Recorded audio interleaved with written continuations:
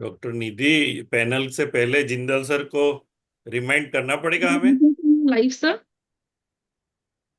I'll do, sir. I'll do, sir. Okay. Can we start? Yes, ma'am. A very good afternoon to all. And from here in India, we'll say Jai Shri Ram on the auspicious occasion of Hanuman Jayanti. And we bring to you, IHERA brings to you a new initiative that is AndroNet. And with a small Ganesh shloka that is Vakratunda Mahakarya Surya Koti Samaprabha Nivighnam Kurume Deva Sarvakaryeshu Sarvada.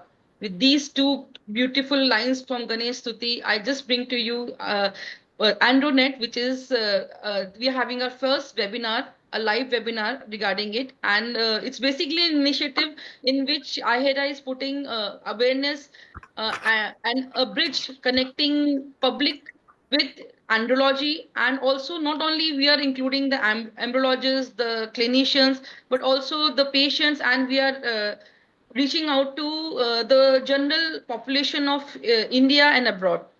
So what is it? Why would we are doing it? It is simply, if you say in one line, we are bringing the microscopic thing forward, which makes a macroscopic difference among all of us. And the first topic of our webinar today is macroscopic and microscopic semen analysis and bringing forward the scientific insights in it.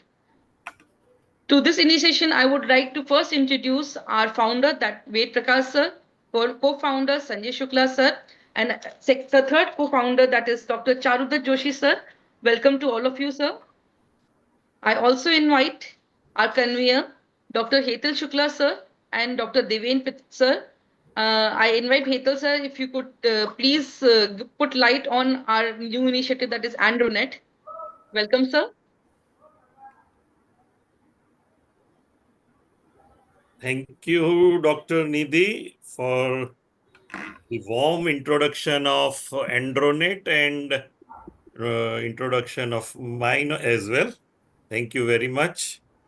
Good evening, audience. Everybody participating this first ever event of Andronet. Everyone, we all know embryo formation is 50% role of, I mean, two gametes are involved, oocyte and sperm. 50% role is played by spermatozoa. No doubt, no one has that doubt. But yes, andrology is still needs lot of attention to it. And usually we have, whenever we talk about andrology, we have just an idea. Sperm preparations, semen analysis, DFI, few words are coming into our mind. We, by means of this Andronet, want to make a larger spectrum and very large forum, which will include, which will focus on so many other aspects of andrology, where even patient factors, I mean, patient facing delivering semen sample, from starting from them genomics, proteomics, so many. And nowadays, AI, machine learning, and all, everything can be brought under this, what we call Andronet, limitless and global reach from an Indian platform. It is basic. So since the announcement of invitation to the Andronet, people started joining, and I think in last 2 weeks we have received a very good response of, I think, roughly 150 people joining the Andronet. This is, I think, very amazing. And we are inviting in a different capacity of yours. I mean, you decide your role, how do you wish to enroll with us. And their researcher, volunteer, collaborator, or academician. These are basic. And I have great pleasure to say, as an academician and collaborators and researchers, we have almost 20 plus in each category. And volunteers, I think around 60, 70 participation. So in total, we have really in last 2 weeks got great response to join Andronet. Today during the conversation and this presentations and all, we will be sharing the link to join the Andronet. Whoever is interested in whatsoever any manner with any great idea to contribute for Andronet, I think everyone is welcome to the forum of Andronet. Thank you very much, iHera, for the great initiative. Thank you so much, sir. Sir is, I think so no introduction was needed for Hetal, sir. He is the lead chief andrologist at Nova Ivy Fertility, Ahmedabad. And, sir, thank you for the wonderful words. And now I invite our next pioneer, Dr. Deven Patel, sir. He is again a chief embryologist at Sun Power Women's Hospital, Ahmedabad, Gujarat. Sir, if you could enlighten us regarding the Andronet, sir. As Shukla sir has nicely elaborated, I think Andronet is purely based on the male infertility, and it will cover both lab part and the clinical part. And the most important part and most innovative part of this area is the public awareness. I think that is the very good idea which is taken forward by Prakash sir and the conveners. So it's like taking male infertility to the public also, so bringing the public awareness. I think this is very good initiative uh, taken ahead. So I think chalo, let us start with the program. Thank you so much, sir. And I invite Hital, sir, if you could introduce us first Yeah. speaker of the day. We have Yes. three wonderful lectures ahead and a wonderful panel discussion with the leaders in this field. So here, co-conveners, Dr. Nidhi Singh, Dr. Yoshita, Dr. Nancy Sharma, and Dr. B. Ananta Lakshmi are co-convening the iHera and Andronet together. The first speaker, Dr. Devin, please. Yeah. So our first speaker is Rajpriya. She is a cluster head at embryology, at Nova IVF Fertility for Tamil Nadu and Pondicherry. And previously, she has held positions as lab manager and as embryologist in Srushti Hospital. Her achievements include ASHRAE certified senior clinical embryologist. She is also ASHRAE certified clinical embryologist, and she is also an IFS certified embryologist in 2021. And her special interests are advanced pump selection, morphokinetics, and time lapse. Over to you, Dr. Rajpriya. Thank you, Dr. Devin sir. Actually, it's a pleasure to be the first speaker of the iHera Andronet. So it's a very nice initiative from iHera. And as Hetu Shukla sir and Devin sir has rightly said, it makes andrology also is a major part in making babies. So hope Andronet grows further and further academically and help a lot of scientific people like myself. So thank you, sir. I'm starting the screen.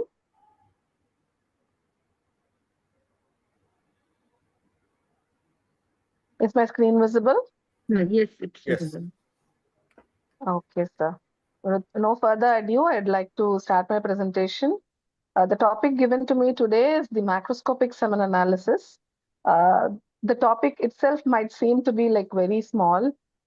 You can say, what are we going to analyze a sample by just seeing it macroscopically? But actually, there are a lot of parts which are being missed. Like we concentrate more on the microscopic parameters.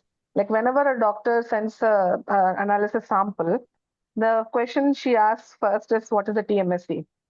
So the clinicians, inference from it is whether I can use this sample, for which purpose, like in timed intercourse or an OI or IUI or for ICSI. So that is the main part many of us concentrate. But then we tend to miss this macroscopic part, which also plays a vital role. So thank you, Shukla sir and Devan sir, for giving me this topic. So first, let me give a background on what is the WHO laboratory manual, what is the aim of it. So the main thing is the standardization of the laboratory procedures for human sperm examination and to have a uniform laboratory guidelines throughout the world, periodic incorporation of technical advancements, if any, which are going to help our patients and also in our scientific purpose, adequately provide demographic evidence to profile the global male population. So these are the previous WHO manual publications. The first one was in 1980. The second edition came in 1987. Then 1992 was the third, and the fourth, fifth, and so on. Now we have the current edition, sixth edition, which was released in 2021. So these basically show the cutoff value. I'm not going into details. So I'm just going to concentrate on the volume part of it. Till the 1999 WHO manual, the volume of the semen sample, if it is more than equal to 2, is normal. But in WHO 2010, that was the the fifth edition, where the volume of the semen sample, if it is 1.5, was considered normal. So this basically shows all the cutoff values. So the penultimate fifth edition, which was released in 2010, it focused on the standardization of the semen analysis procedures, step-by-step guide to the basic semen test.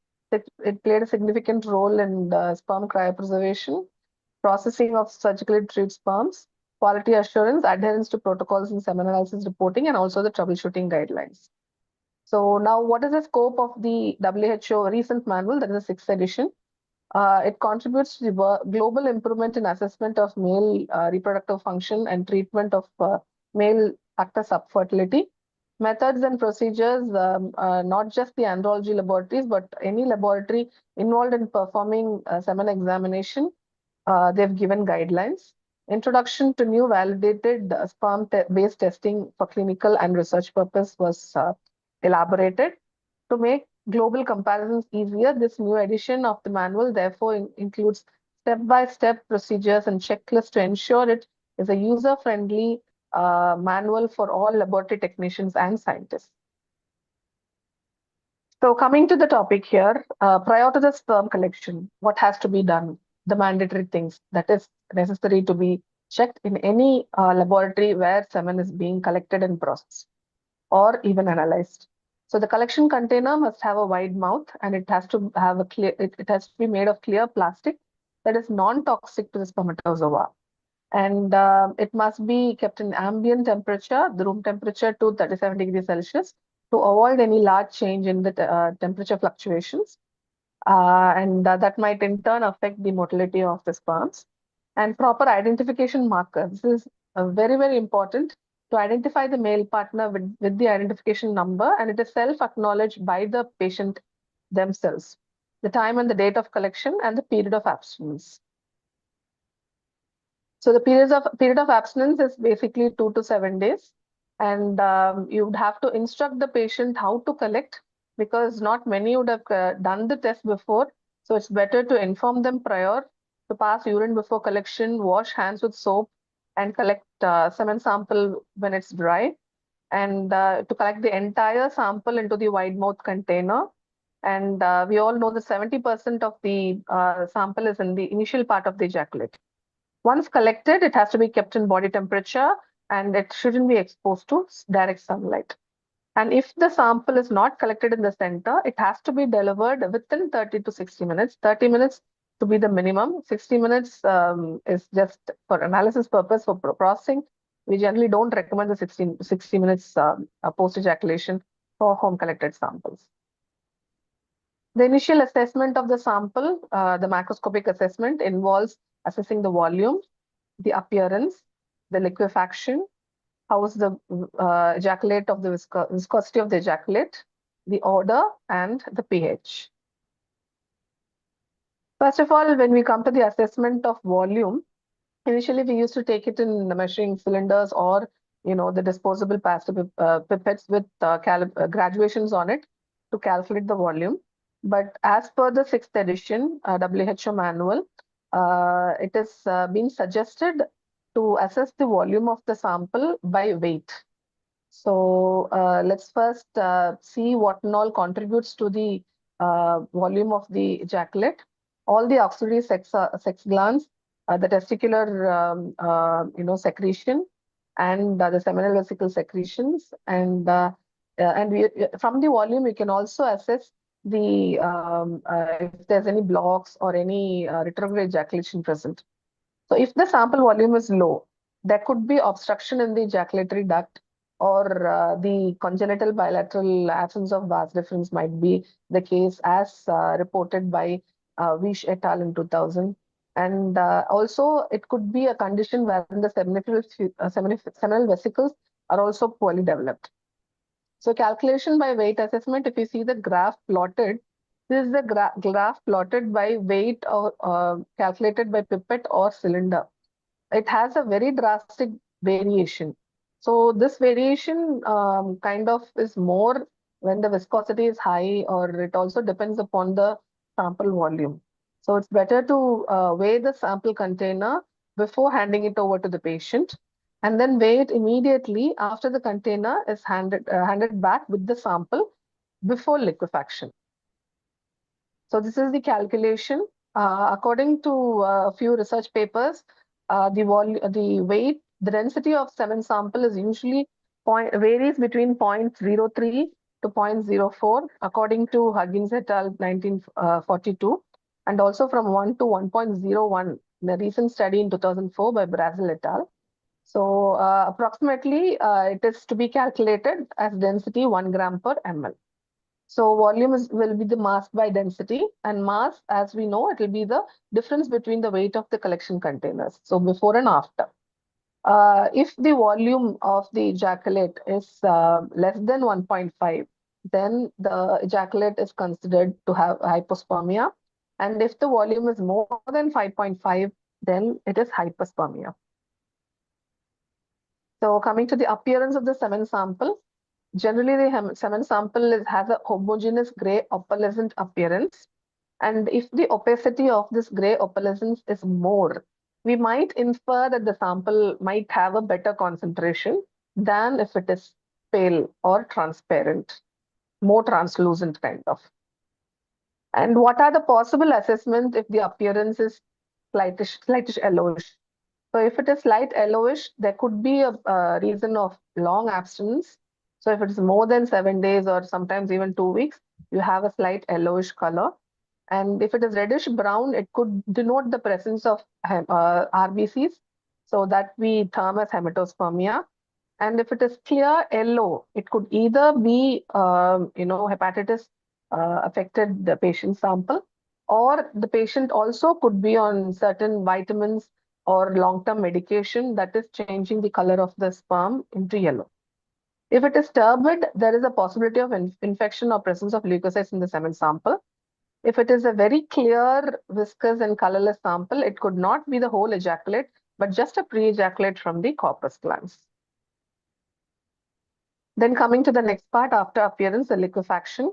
Usually the homogenization of the slightly viscous sample when ejaculated is liquefaction. So it generally, for a complete liquefaction, it takes 15 to 30 minutes at room temperature. If it takes longer, according to WHO, it is recommended to keep the sample in 37 degrees Celsius, or often use prosthetic, which is caused, the liquefaction is generally caused by the action of the prosthetic enzymes. So once kept in 37 degrees, it can be kept for a maximum of 60 minutes before you have to analyze or process. Any delay in the time of liquefaction should be noted in the analysis report. So as you see, this is a nice picture from an article in 2020. This shows how the zinc plus ions and the KLKs from the prosthetic enzymes help in the breakdown of the semen sample and the liquefaction, and also the total ejaculate volume, what is the contribution of each of the glands. So if this liquefaction is persistent and you need to process the sample or analyze it, you could use the equal volumes of dB buffer or physiological medium, or we can use mechanical means. But when you are using equal volumes to liquefy the sample, mind you, we need to keep in mind that we need to report the concentration and the motility accordingly. By mechanical means using a blunt needle, so the sample is passed through this blunt needle, either 18 gauge or 19 gauge, 6 to 10 times. And this will break down the bonds and liquefies the sample.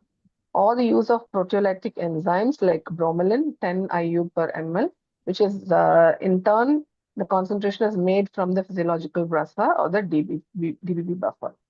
But these practices could negatively impact the count motility. When it comes to mechanically adding media and liquefying the sample manually, it could definitely impact the count and motility and also the biochemical makeup of the sperm. And when mechanical means using blunt needle is used, it could even damage the spermatozoa and also have negative impacts on the DNA integrity. And when bromelain is used, both the biochemical marker changes occur in the semen sample, and also sperm motility and integrity changes happen, DNA integrity changes. So we have to be mindful when we are using all these techniques to liquefy a semen sample. Viscosity, as again, if the sample is still viscous, then it is hyperviscous. So what is the, when do we term a sample as abnormal viscosity? So if we take the sample and aspirate it in a 0.5 m plastic disposable, uh, the pipette, and then make it fall, the length of the thread shouldn't be more than 2 centimeters. So if the length of the thread falls beyond 2 centimeters, then it has an abnormal viscosity. That is after the liquefaction. And conversely, a glass rod also can be used to evaluate the viscosity. So mostly in the hyperviscous samples, the sperms are trapped inside the viscous matrix, and it hampers the motility of the sperms. And this could also be the reason why a couple has not conceived naturally. So for the sperms to come out of the trap and then reaching the reproductive tract of the female, that could have been a problem. So these are the main causes of hyperviscosity in many cases. It could be the dysfunction of the prostatic glands secretion, could be a sign of infection or inflammation. Dehydration also causes the thickening of mucus, and that could be hormonal imbalance or partial ejaculatory duct obstruction, or it could be a zinc or magnesium deficiency. As you see in the prostatic glands, the secretion is rich in zinc and magnesium, and that helps in the liquefaction process. And also, there could be a long abstinence period, which might have been overlooked. Coming to the order, the perception of smell is vary between individual to individual, but according to WHO manual, it is recommended to check for strong odors, especially that of urine or putrefaction. So if there is smell of urine, it could indicate a retrograde ejaculation or urine contamination while collection. And if there's a putrefaction, there could be possible infection or leukocytes present in the sample. Coming to the pH. pH is one other thing that kind of gets ignored in a macroscopic analysis, but it plays a vital role. So the pH range of a normal physiological sample, a semen sample, is recommended to be more than 7.2 to 8. So we all know that prostatic secretion is acidic and the seminal vesicular secretion is alkaline. So the volumes, if they are in the proper mixture, only then we get the normal pH. So the longer the time to check the pH, it might increase. So ideally, it is recommended to check the pH at maximum 30 minutes, and it shouldn't exceed more than 60 minutes post ejaculation. So if the pH is less than 7 and absence of sperms is seen, it could be the congenital, absence of bilateral absence of vas deferens. If it is less than 7.2, but there are sperms, it could be due to urine contamination or it could also indicate the lack of secretions from seminal vesicle or any obstruction in the ejaculatory duct. So if the pH is more than 8, could be a sign of infection or inflammation, and this in turn impairs the sperm motility and the DNA quality. So this I've just put a picture so that we know where a block is according to the pH which is being reflected in the semen sample. So post this, I've completed whatever we see in the macroscopic analysis. Hopefully, Hetal Shukla sir and Devan sir could give their insights, and we could learn from them. So from the take-home messages, the macroscopic assessment gives us the first-hand knowledge on what to expect from a further analysis of the semen sample. It gives us insight on specific cause of the male infertility. It also gives us inference on any sign of infection, if there is any congenital bilateral, vas deferens abscess, or any block in the reproductive tract and their possible location. And it also gives us if there's a loss of fraction of ejaculation, if there's any signs of retrograde ejaculation or any insight in dry ejaculation as well. Thank you for the opportunity. Thank you, Rashpriya. Sir, we'll be taking all the questions together with the speakers at the end of the lectures. I'm stopping to share my screen right now. Yes, no problem. I invite Hital sir, if you could introduce our next speaker.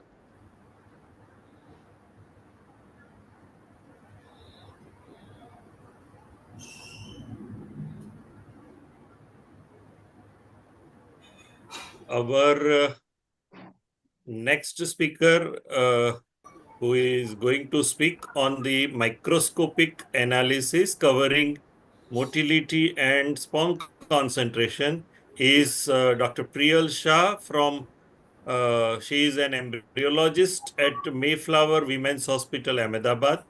She has done her master's in clinical embryology from Gujarat University, medical biotechnology from SP University.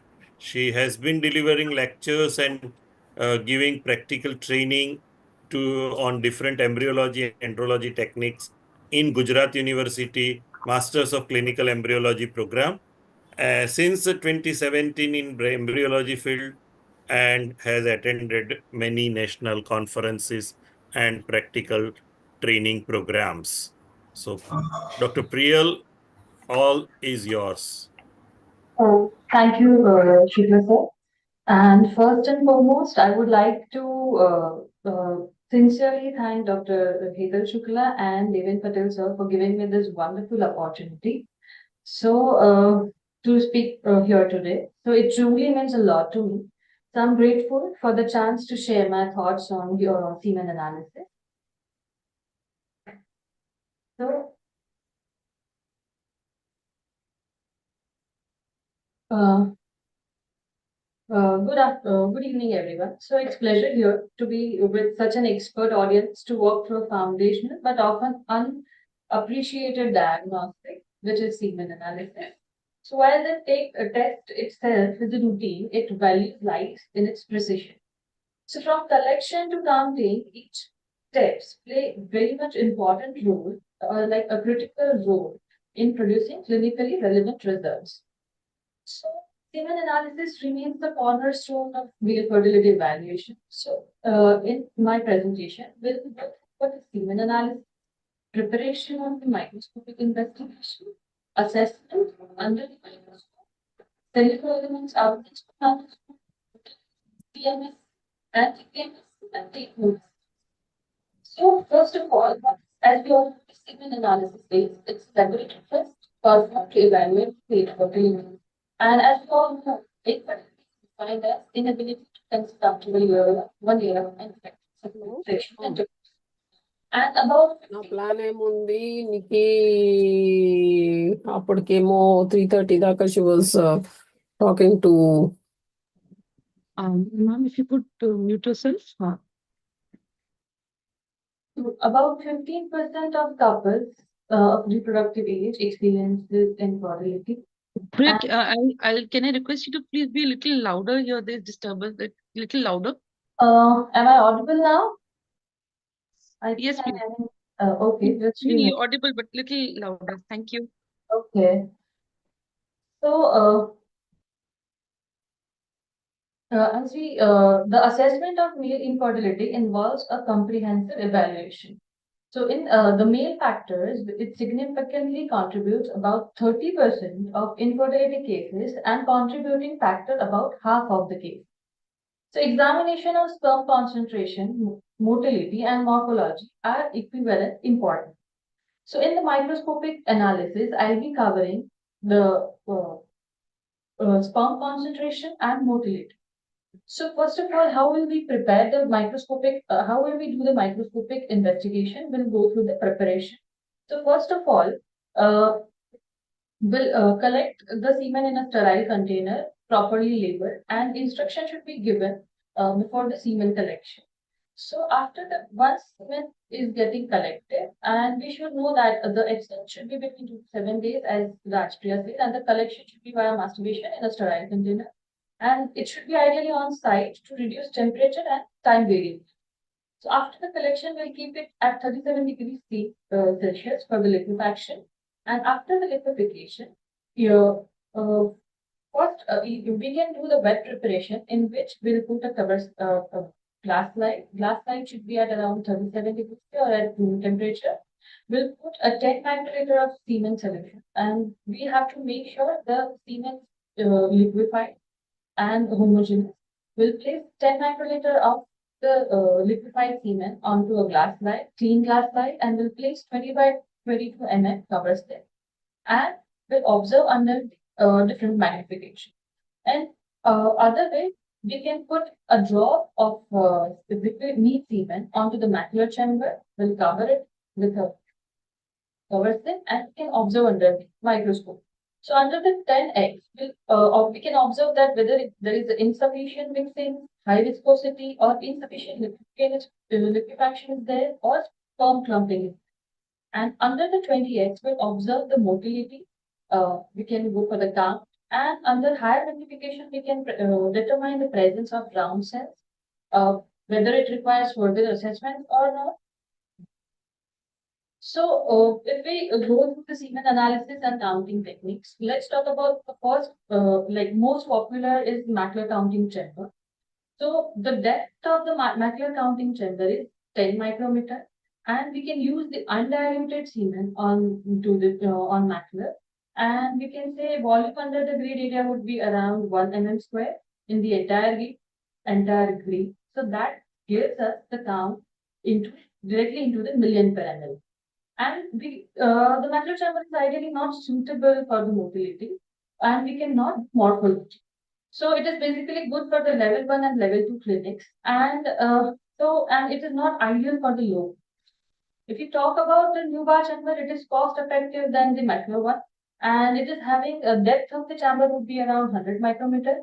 We have to dilute semen for the new bar chamber counting, and usually the counting area would be of 0.1 mm square, and that is also not suitable for motility. And it is very cost effective compared to macular, and if we talk about the advantages, it's just cost effective. And if we talk about the disadvantage, it requires dilution. It is very time consuming, and it can be used for research andrology labs. And the third is the automated semen analyzer, which is variable, and it can use undiluted or diluted semen depend upon the system. Volume is and it is like very highly reproducible and advanced motility. It can provide us advanced motility data and objective and lesser observable bias. But again, the cost of analyzer would be too high compared to macular and Newbar. So we'll estimate if we talk about the Newbar chamber first. So how will we do the dilution? Whenever we put a wet mount preparation, so in the wet mount preparation, whenever we are placing the cover slip on it, we'll see whether we'll observe the drifting tops. After the drifting, we'll observe under 20x, and then we'll identify if there is a high concentration, that is, if it is greater than 100 million per annum, We use the dilution of 1:10 or 1:100. This moderate concentration, like approximately 20 to 50% per annum, will do dilution 1:5 or 1:10. And if it is low concentration, then we'll do no dilution or 1:1 dilution. We'll just mix the serum with the dilute and we'll load into the chamber and then we'll observe until the 10 or 28. So it is basically the dilution is based on the count. So what? Let's take an example to make it clearer. So if we have diluted the sample with 1:10 dilution and we have counted 100 sperms in 5 square, so the volume of sperm in each square would be zero point 0.1 microliter. So we have counted 5 squares, so it would be around 0.5 microliter. But there are 100 sperms in 0.5 microliter. So if we want to find out sperm in 1 microliter, we have to divide it 100 sperm by 0.5. So that will give us 200 sperm per microliter and so forth to 200 per month. And now we have to calculate volume per ml. So we'll multiply by 1000 microliter. So that gives us that calculation of the count would be of 2 million per ml. So in quality assurance, what will ensure that we'll calibrate the equipment regularly, that is Yuva chamber and pipette, and we'll use a fresh diluent to ensure the proper mixing of the semen sample before counting. And for the quality control, we'll perform duplicate counts to ensure consistency and we'll check for the contamination is there in the sample or not. Basically, for our key goal would be to 50 to 200 sperm per square on the hemocytometer for the accurate reading. If we talk about the macular chamber, so this we can see there is a grade on the cover slip. So the depth of the chamber would be 0.01 mm, and the grade of area would be 1 mm square. So volume would be and volume under grade would be 0.1 microliter. So we do not require dilution over here, and it is very quick. So macular chamber is designed to analyze undiluted serum and the depth to 10 micron. So it makes it very sensitive to sperm concentration. So the calculation number of sperm counted in 1 mm square into 10 raised to 6. So what we have to keep, like what are the important things when we are using the calculator? We have to make sure the liquefaction reflection is proper because unlike trap the sperm and reduce it down. We have to make the sperm gently gently but thoroughly for the even distribution of sperm. And we are going to make sure gender is enjoyed. We basically because the fluid disturb the weight and affect the development. So we can count progressive motility, but we'll prefer wet preparation for the motility assessment. And we can do repeat count 2-3 times. That improves our precision and reliability. As we can see in the image, there is a 10x view and 20x view, and we can count. So if we talk about the sperm concentration, the WHO 2021 reference value for this normal range is 15 million sperm per ml of semen. So below this threshold, sperm concentration is considered low and we indicate a fertility issue. So if it is greater than 15 million per ml, that is considered to be normal. If it is less than 15 million per ml, then it is considered to be oligospermic sample. And if there are no sperm, we can call it azoospermic sample. So and if we want to get the total sperm count, we have to multiply it with the volume. We can see that in many andrology lab reports that there are no specifications. So one should understand what is concentration per ml and what is sperm count per ml and what is total sperm count. Total sperm count will be the volume multiplied by the semen concentration per ml. And that WHO normal range is greater than 39 million sperm per ejaculate. So if we talk about the quality control in sperm count, so proper slide preparation to ensure uniform sperm distribution, then we get the proper calibration of the counting chip, whether it is manual or paper, minimize the error. Repeat the counts and evaluating them for the reliability. For quality assurance, regular internal audits, interpersonal interpersonal, sperm counting procedures, and external efficiency testing to ensure consistent results across the labs. So for the no sperm seed, If most of sea will take the entire ejaculate and vicinity will dilute it with dilute with an equal amount of media or washing media and we'll send it at 3000 G for 15 minutes. We'll take the pallet, we'll load the pallet into the slide Dr. and we'll Priyal, prepare a wet mount preparation. And if the sperms are C, it is called as cryptozoospermia. If still no sperm seen, it is called as azoospermia. So, what is the importance of semen analysis in azoospermia? If there is a low volume and low pH, it can be obstructive azoospermia with fructose absent and ejaculatory duct obstruction. If it is normal volume but high pH, then it can be non-obstructive azoospermia and fructose test would be positive. So there, and if there is a no, it to be differentiated from aspermia. So aspermia refers to no ejaculate. So components other than sperm, like assessment of sperm clumping. Sperm clumping, like if there is an adherence to an immotile spermatozoa, then it is called as aggregation. And if it is head-to-head or head-to-tail attachment, then it is known as the agglutination. And agglutination should also be graded. It is whether it is isolated, moderate, large, or gross. So we have to mention the degree of agglutination and the parts involved, which parts are involved. So, and there are other cellular elements like round cells, leukocytes, germ cells, epithelial cells, or macrophages and sperm agglutination. Uh, they can be analyzed. Like I've seen in many reports that in many embryology labs, they just mentioned there are this much of pus cells present in the semen. We cannot identify round cells as a pus cells because pus cells are different and round cells are different. This is the major mistakes I have come across through various reports of the various labs because for leukocytes or active macrophages, hydrogen peroxide staining is mandatory. If it is positive, then we can say it is a bacterial infection or a viral infection. Otherwise, they can be germ cells or the round cells, but for that we require additional staining. For normal staining or from normal nutrition, we cannot identify it as a pus cells. So let's talk about the motility. So if we talk motility stands for the ability of sperm to move effectively.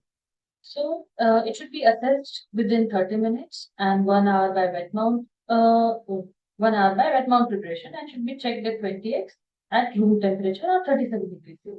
So how will you calculate the total motility? The total motility is equal to the progressive motility plus non-progressive motility. And the lower threshold of it would be 40%. So if we see in this video, the total progressive motility, we can see the sperm moving if we if we zoom in, the sperm moving forward in a straight line and larger circles, like they are rapidly progressive and like their speed would be 25 micrometer per second approximately and moving actively either linearly or in a larger circle and covering a distance of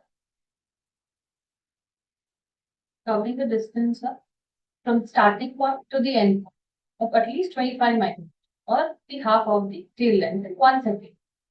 Second thing is slowly progressive mobility, like sperms that move slowly between 5 to less than 25 micrometer per second. So it's one is for moving actively either linearly or in a larger scale. This one is progressive mobility and covering a distance from starting point to the end point into 5 to 20, less than 25 microns. This sample is showing the slow progressive motility with and non-progressive, all of the patterns of active tail movement with an absence of progression, that is less than 5% micrometer, 5 micrometer per second, swimming into the small circle, or flagellar force by displacing the head less than 5 micrometers, one head length, and from starting point to the end point. The implied form stands for no movement. So for the normal motility rate, it should be greater than 40% of sperm should be motile, progressive and combining progressive and non-progressive. And if extent of progressive sperm motility is related to pregnancy rate. And Rapid motile is more usually having a greater clinical rate with IUI, IVF, and X. So how will we calculate or grade the motility? So if the sperm swimming forward at greater than 5 times the length of its own head in 1 second, yes, then we will grade it as a grade A. If no, then if the sperm is moving forward at all, that is sperm between 1 and 5 head length per second, then yes, we can grade it as B. If not, the flagellum beating or the sperm shaking on the spot but no progressing, then we can grade it as C. And if there is no movement, we can grade it as D. As per the WHO criteria, at 32% progressive motility considered to be normal. If we talk about TMSC and TPMSC, so TMSC stands for total motile sperm count in ejaculate, and TPMSC stands for the total number of forward moving progressive motile in ejaculate. So TMSC includes progressive plus non-progressive, whereas TPMSC only includes the progressive motile sperm. Right. So if you want to calculate, so it should TMSC calculation could be volume to concentration into percentage motile, and TPMSC stands for volume concentration percentage progressive. So there is no specifically threshold value, but greater than 20 billion in TMSC is usually have greater the higher pregnancy rates, and greater than 32% in TPMSC is considered to be normal. What is the clinical relevance? So it reflects the overall sperm motility used in fertility assessment and IUI, and whereas TPMSC is more accurate indicator of fertilizing potential, especially in natural conception. So yes, they are the good TPMSC is particularly good predictor to increase pregnancy rates in IUI and natural conception. And if we talk about the research insight on TMSC and TPMSC for IUI, then Agrawal et al. They studied 1,380 male patients in which their TMSC is significant indicator of success in ART technology, ART including IUI, IVF. So the key finding was the higher TMSC correlates with the better fertilization and embryo quality. TPMSC and IUI success rate. In this study, the 923 couple were studying undergoing 1,389 IUI cycles, and it was found to be a more reliable predictor of pregnancy rate in IUI and than TMS. There is one more article in Fertility and Sterility which is showing the higher the total motile sperm count, and we can see in the table that number of insemination that is 68,830 cycles having 16.70%. The higher the TMSC, there are the higher chances of the pregnancy rate. In nutshell, we can say that TPMSC should be greater than 10 million, which is crucial for the IUI success, and TMSC greater than 50 million is optimal for the natural conception. So if we talk about the limitation of WHO guidelines, so for sperm concentration, there are variation in method. So different labs use different methods, manual versus counting. So there is no standardization in that, and which leads to very inconsistent results. And one-time measurement, a single sperm test may not occur changes over the time. Again, the population, WHO only studies 12 countries, so that is normal range based on average population data, but it may not help, it may not apply to everyone, like different age groups or people from different regions. If we talk about the motility, it is subjective measurement, and subjective refers to it leads to error between the observers. So we need some quality control over them, because the basic category, the moving and not, like WHO is having only just moving and non-moving category, but doesn't measure the more detailed aspects of motility, like how they will move to their pattern of movement. So if we talk about the WHO guidelines does not always consider the impact of lifestyle factors and or other medical conditions.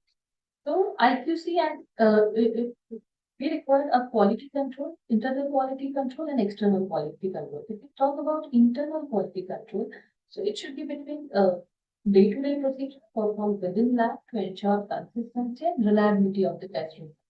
What is purpose of IQC is to detect errors, monitor the instrument performance, and will ensure the analyst competence.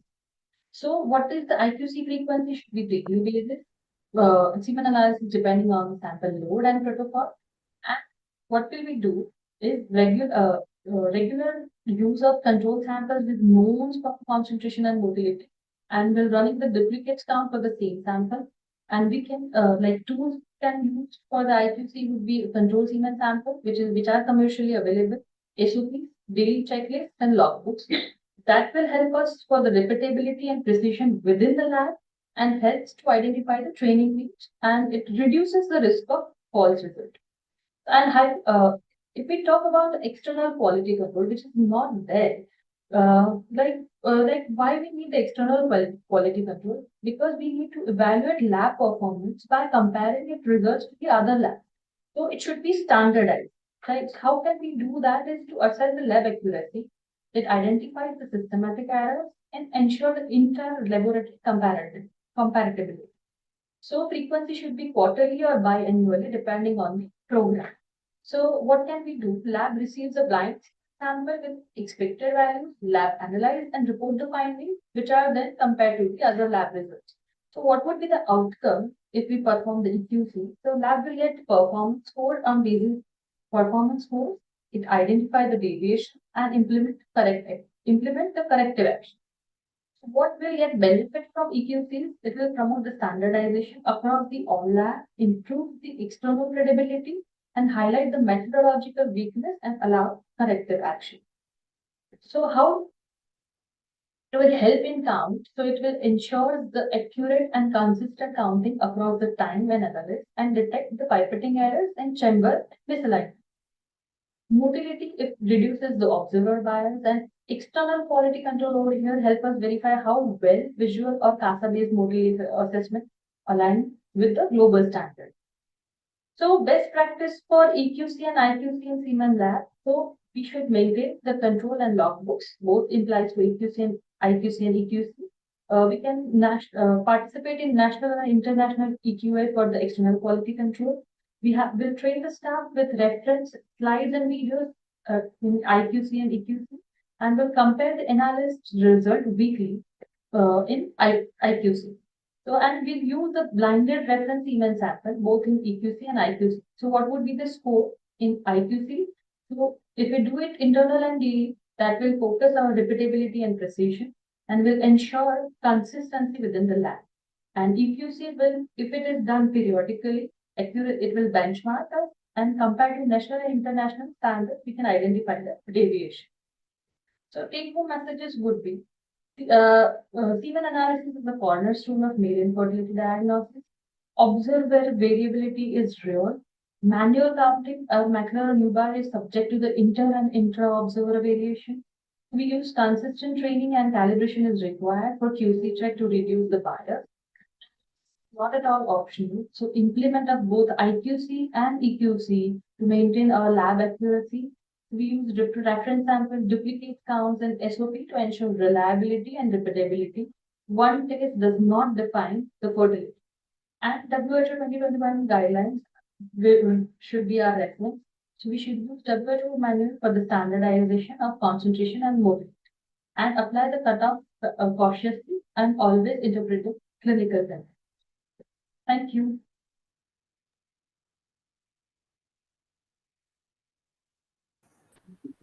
Thank you. And moving forward to our third lecture, I request Devin sir, if you would please introduce our third speaker.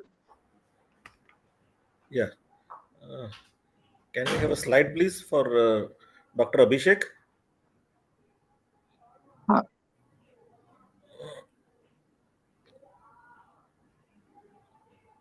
I'll so share the screen. Just give me a second, sir. So is it visible?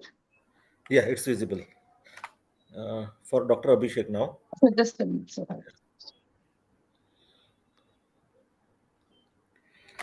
Okay, so moving on to the third lecture of the day.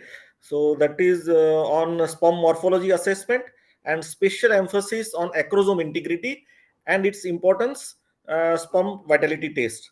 So this topic will be done by Dr. Abhishek Shah, who is having 15 plus experience in the field of embryology.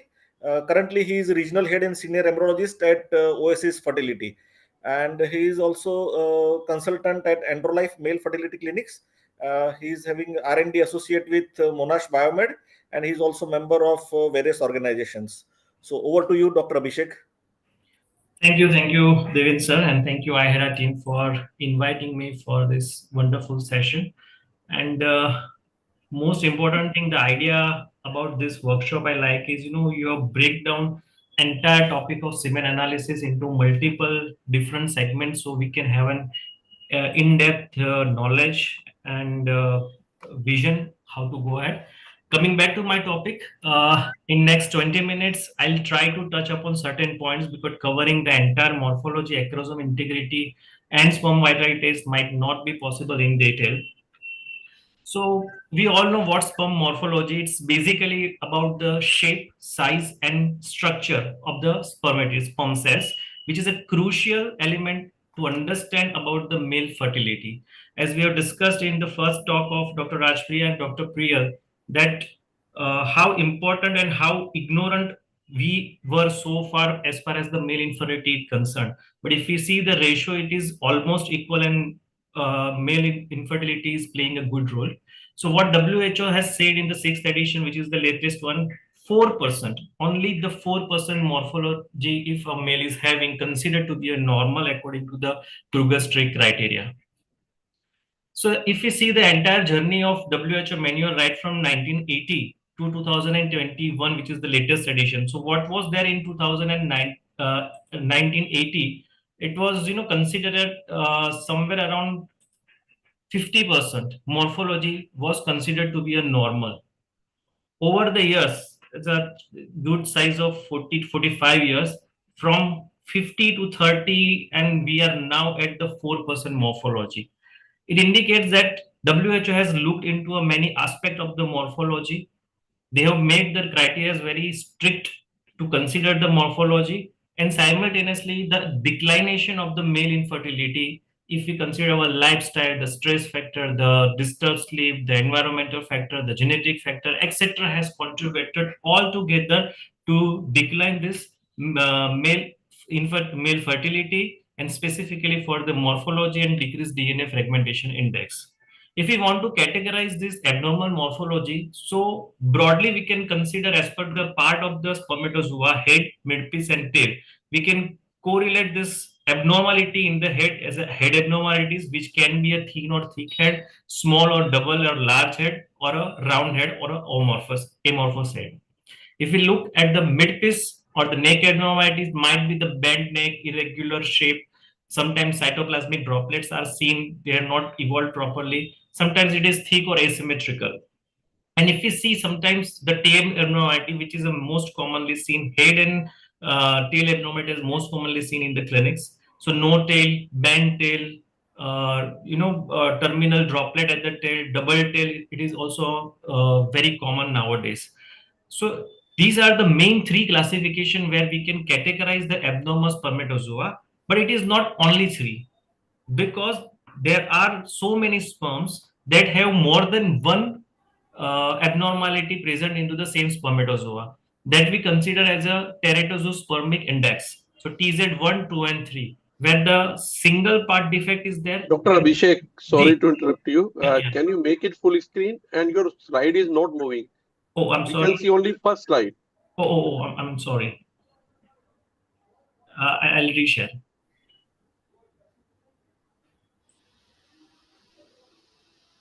Can you see screen now, sir? No, sir, still not clear, sir. So just come Make out it and full reshare screen. again, sir. Slideshow. Make it slideshow. Yeah, slideshow. I am at the slideshow from my computer. I Sir, think reshare again. Just come out and reshare again, sir. Yeah, It will sure, happen. sure. Just a minute.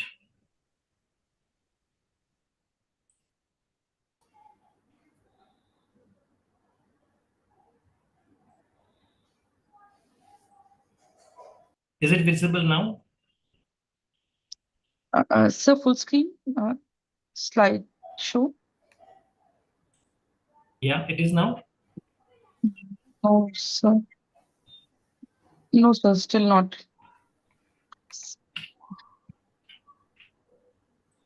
So sorry for this No, glitch. no problem, sir. Just share your whole screen, sir.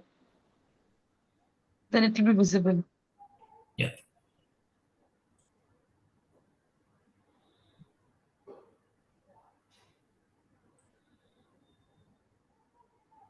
Is it now? Slideshow, sir? Yeah, but screen is visible now. Yes, sir. Yes, sir. It's visible, sir. Is it on slideshow? No, it is not.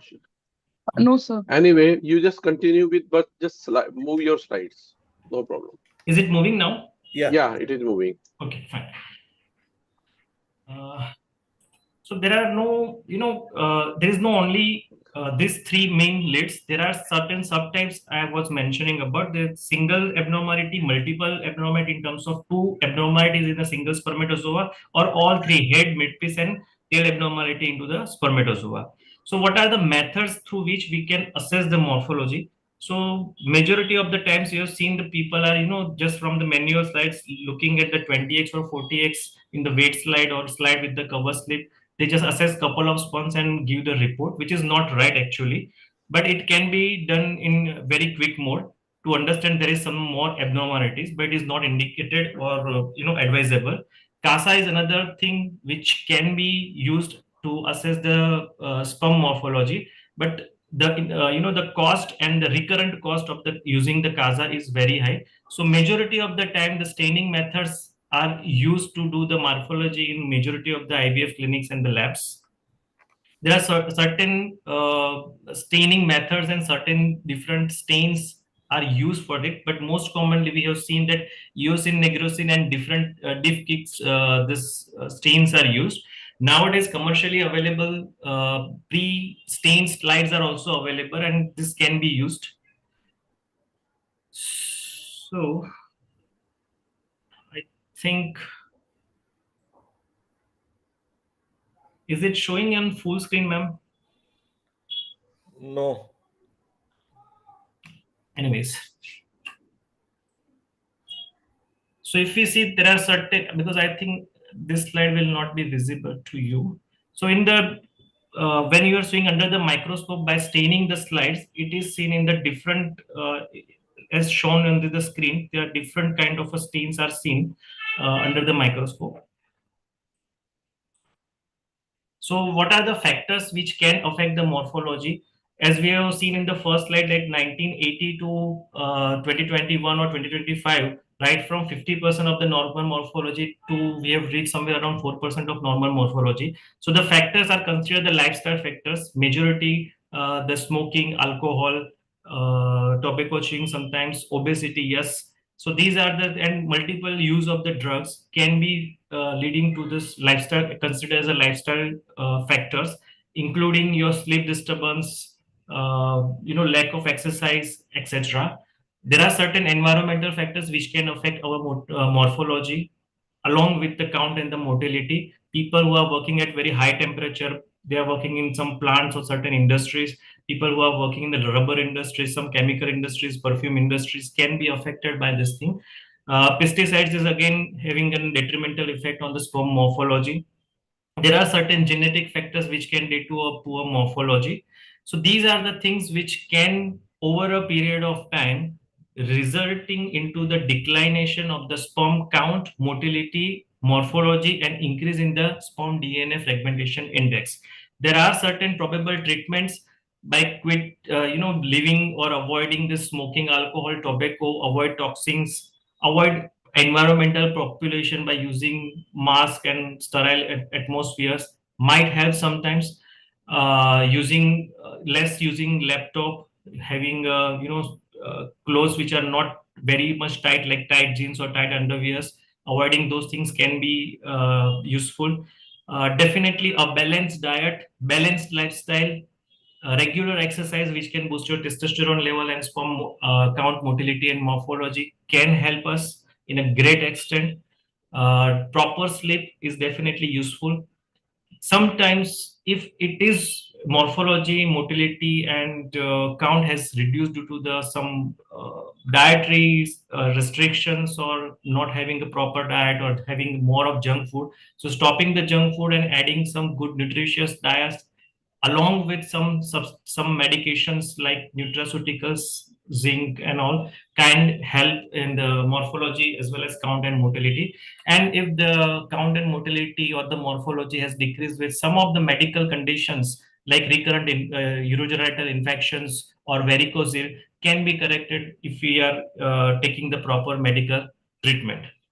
So this was whole about the morphology, and definitely acrosome is one of the part of this morphology.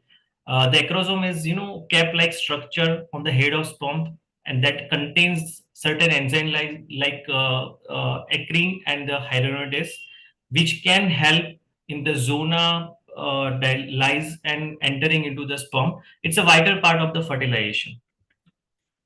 So the main role for us or for the fertilization purposes, it helps the sperm to penetrate the egg. How? So the acrosome contains certain hormones like the hyaluronidase and the acrosin, which can activate when it comes in the contact with the oocyte zona pellucida, and it starts its reaction. The acrosome member fuses with the sperm plasma membrane. The granules releases their enzyme, and gradually, if you are seeing on the slide, they're gradually releasing these hormones and entering into the zona pellucida and inside the oocyte. So sperm's nucleus gradually goes inside the oocyte and causes the further activation and the fertilization. Some other facts about the chromosome is derived from the Golgi apparatus, and the functions are more or less like the lysosomes. The acrosome reaction can be stimulated in vitro by the progesterone and calcium ionophore. This calcium ionophore sometimes we are using in the IVF for oocyte activation also.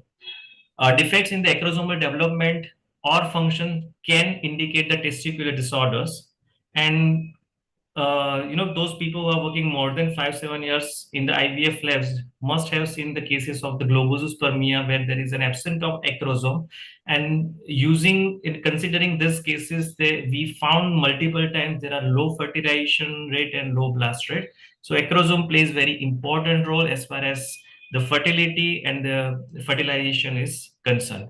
There are certain tests through which we can know about the status of the acrosome. Specifically, sperm function test, flow cytometry can be used, microscopy can be used, but flow cytometry, microscopy, these are not routinely used as a therapeutic purposes. Similarly, the SCA acrosome reaction sperm analysis with the CASA can be used to detect certain abnormalities, whether it is a full acrosome or half acrosome or less than 40% acrosome. And based on that, it can have some predictive information or predictive value as far as the IVF, standard IVF is concerned. But if we are talking more about the ICSI, then I think the purpose is resolved there.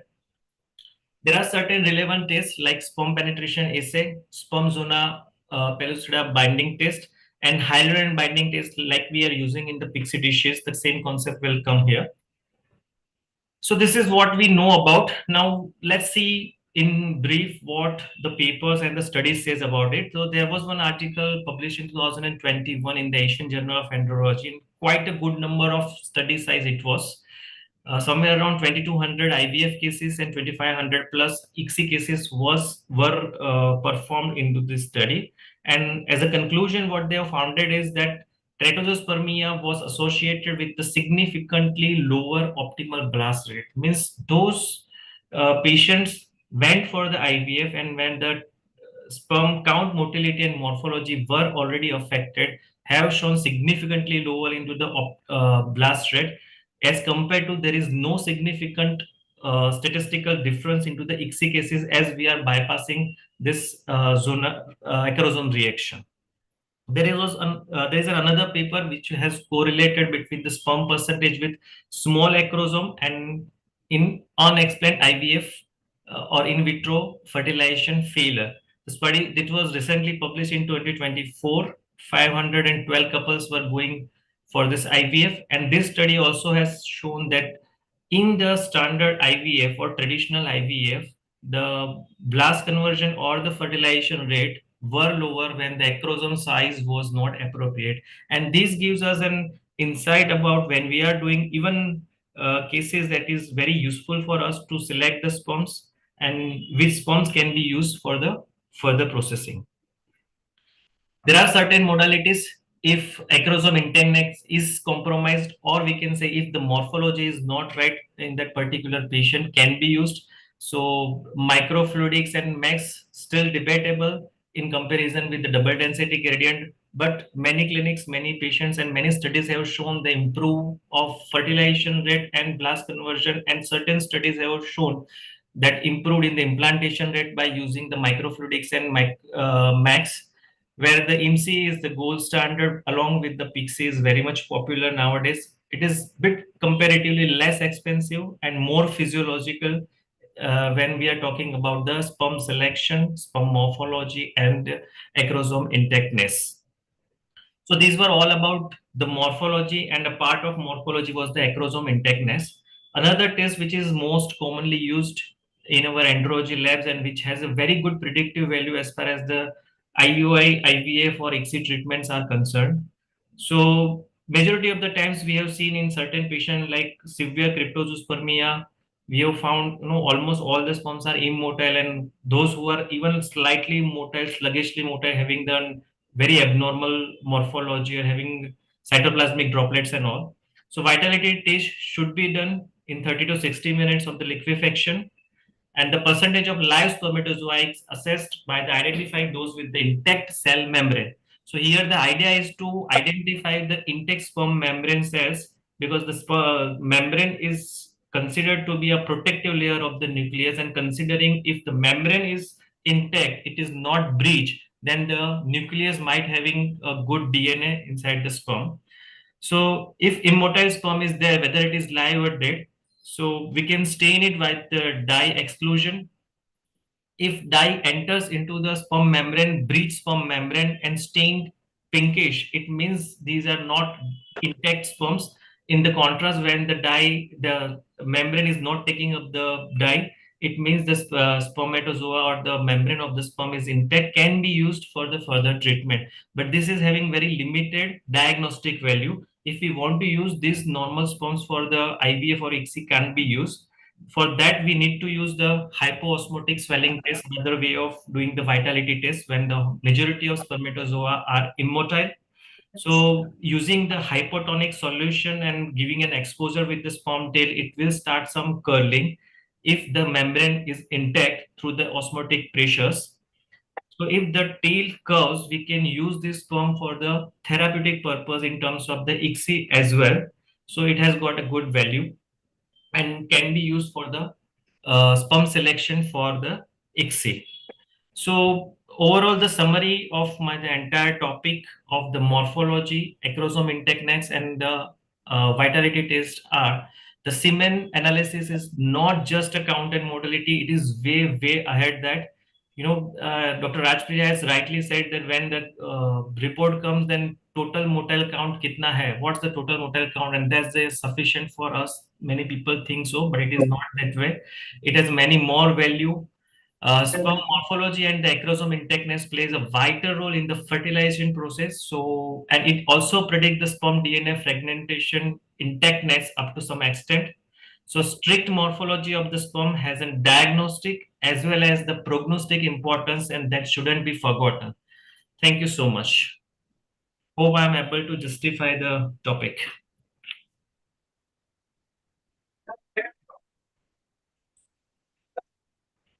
I'm sorry for the technical glitch. No, it's absolutely fine, sir. Thank you so much. And I request Devin sir and Hitel sir, please take over. So we can call both the previous speakers also. Can I request Rajpriya ma'am, please, and Dr. Priyal, Hitel, please, he can join us back. for the discussion. From the audience, if we have any question. Yes, I'm there. So we can start with the questions, so then we will take up the audience questions, sir. Okay. So my first question to all the three speakers is, see, semen parameters are quantified during this semen analysis, routine semen analysis, starting from volume, count, motility, and morphology. What is the importance or significance of accuracy in the measurement of this? Because, many a times, what the difference does it make whether we call it 40 million, 60 million, 80 million for the same sample? Uh, because ultimately I am going to perform only XC or IVF. So, or maybe volume also 2 milliliter or 2.2 milliliter. So, is there any significance of accuracy? What is your, what do you think? Can I take a question? Yes. See, depends on which kind of a treatment we are planning. Uh, for me, if it is 60 million or 80 million, and if the patient is under ART treatment, doesn't make much difference. But yeah, definitely it affects a lot when the count, motility, and morphology, all three parameters are subnormal or abnormal. It plays a major role, entire treatment, because we know the female is passing through so much of test, so much of injection. It's a very much financial burden on the couple, and a single wrong report can differ your line of treatment. Say between the IU and IVF, the andrology plays a major role, I think. Yes. Sir, I would like to give an input here. Sure. Yes. As Dr. Abhishek has rightly said, the treatment process at the end of the day, it's just one sperm that is going to fertilize the egg and we are going to have an embryo. But at the end of the day, there is something called a standardization. And accuracy, I feel, is a major role. And we as scientific people should, have accuracy in mind when reporting anything, because there could be any. One second, sir. Be like any fluctuation in the part of a person's life. So that could, if that doesn't go detected, it can, kind of lead to wrong diagnosis, even not just fertility, even when it comes to prostate cancer and all those things. If we miss anything from our end, it might be like minimal, but then at the end of the day, any interpretation which is not right could evolve a wrong call in the patient's clinical decisions. And as WHO is rightly in place, we feel that accuracy in the laboratories will also have kind of a trust from the patient side. So it is not like it might not matter if it is 10 or 15. Any scientist should not have that kind of mentality. We have to make it a point to scientifically approach the diagnostic tools and use it in the right way. I think I want to comment here. Actually, Rajpriya, you rightly said. I am very impressed with these things because we are doing that semen analysis. Sometimes people are not worrying about that because ultimately we need only one sperms. So people don't care about that.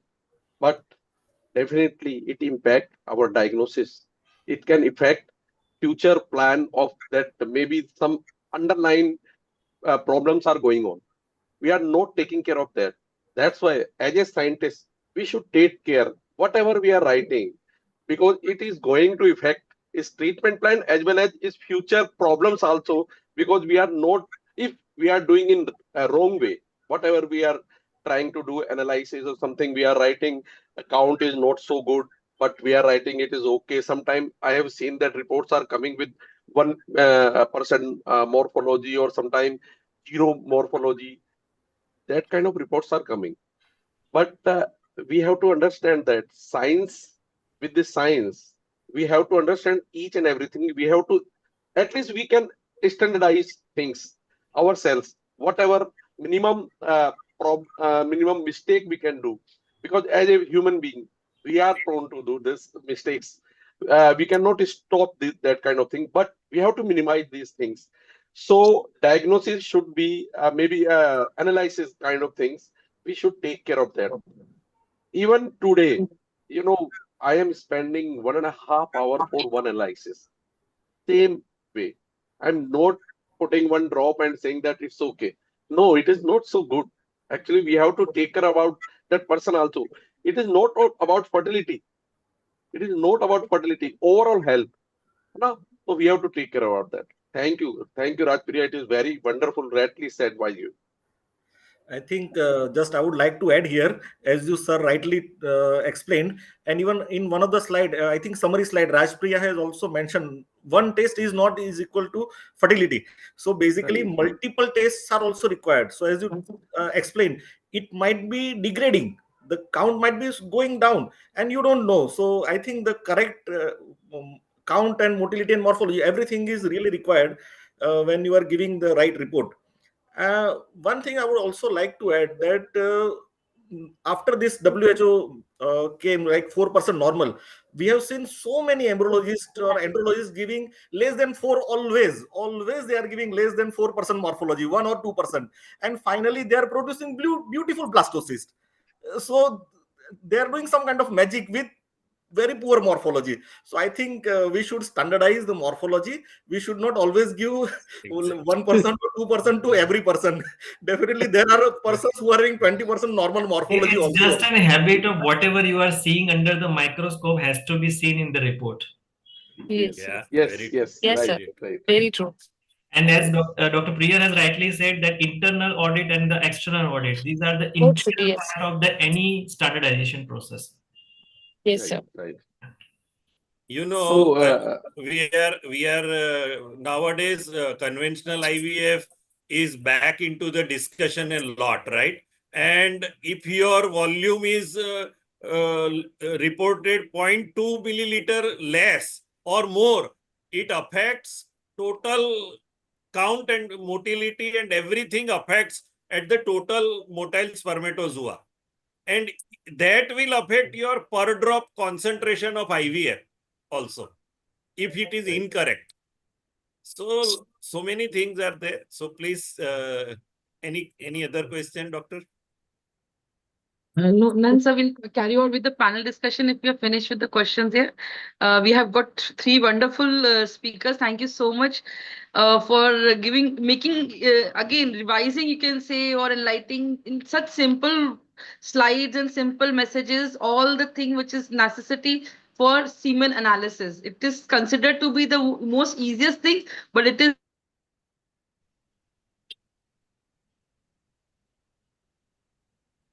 Nidhi stuck away. Yeah. And Anyway. to take a. Am I audible? Yeah, yeah. Yes, now you are yes. audible. Oh, sorry, yes, sir. I just request, I thank all our speakers, and I request Devin, sir, if you could introduce our moderators for the panel Sure. discussion. Yeah. Can we have slide I for would the say two moderators? young and vibrant moderators of our panel discussion. Sir, if we can have the CV, please.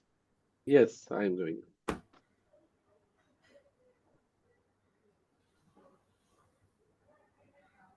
Yeah.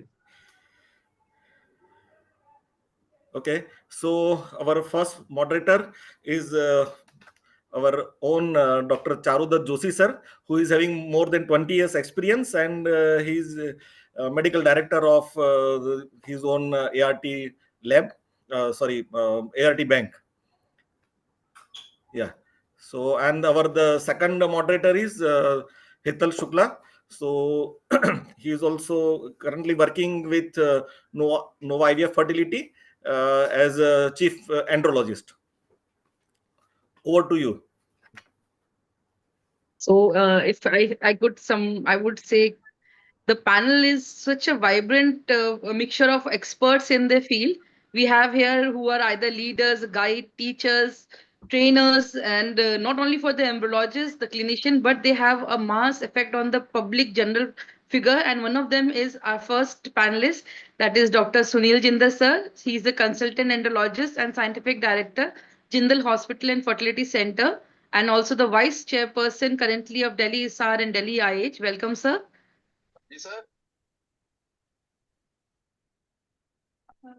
So can I have the next slide, please?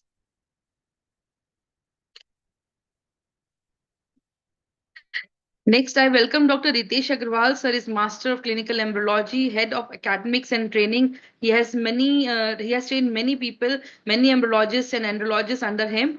and he's currently the head of academics and training of Indra Fertility Academy, Udaipur. Welcome, sir.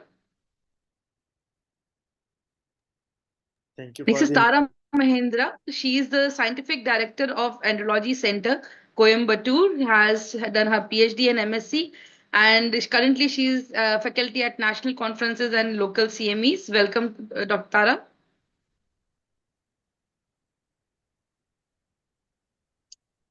Next, we have Dr. Satish Dipankar. He is additional professor and currently the HOD of Department of Physiology, AIMS Mangalgiri, and also working in the Ministry of Health and Family Welfare. Welcome, sir. Thank you, Dr. Nidhi. We have Dr. Jayesh A. Patil. Sir is director and consultant of Arya Women's Hospital, Memnagar. He is a visiting gynec endoscopic surgeon, currently at SVP Hospital and NH College and ART Fertility, Ahmedabad. Also, a managing committee member, has done his master in reproductive medicine and diploma in advanced gynecological laparoscopy. Welcome, Jayesh, sir. And then we have Dr. Padmaja, ma'am. She is working in Vijayawada. Ma'am has so many awards. If I would say I will enumerate, it will be too much. One I would like to emphasize, she has been given Times Icon Award in 2023. And ma'am has many positions and holding many positions in the medical fraternity. Currently, she is the president of Vijayawada Menopausal Society. Welcome, Padmaja, ma'am. Thank you, Nidhi. And all over to you, sir.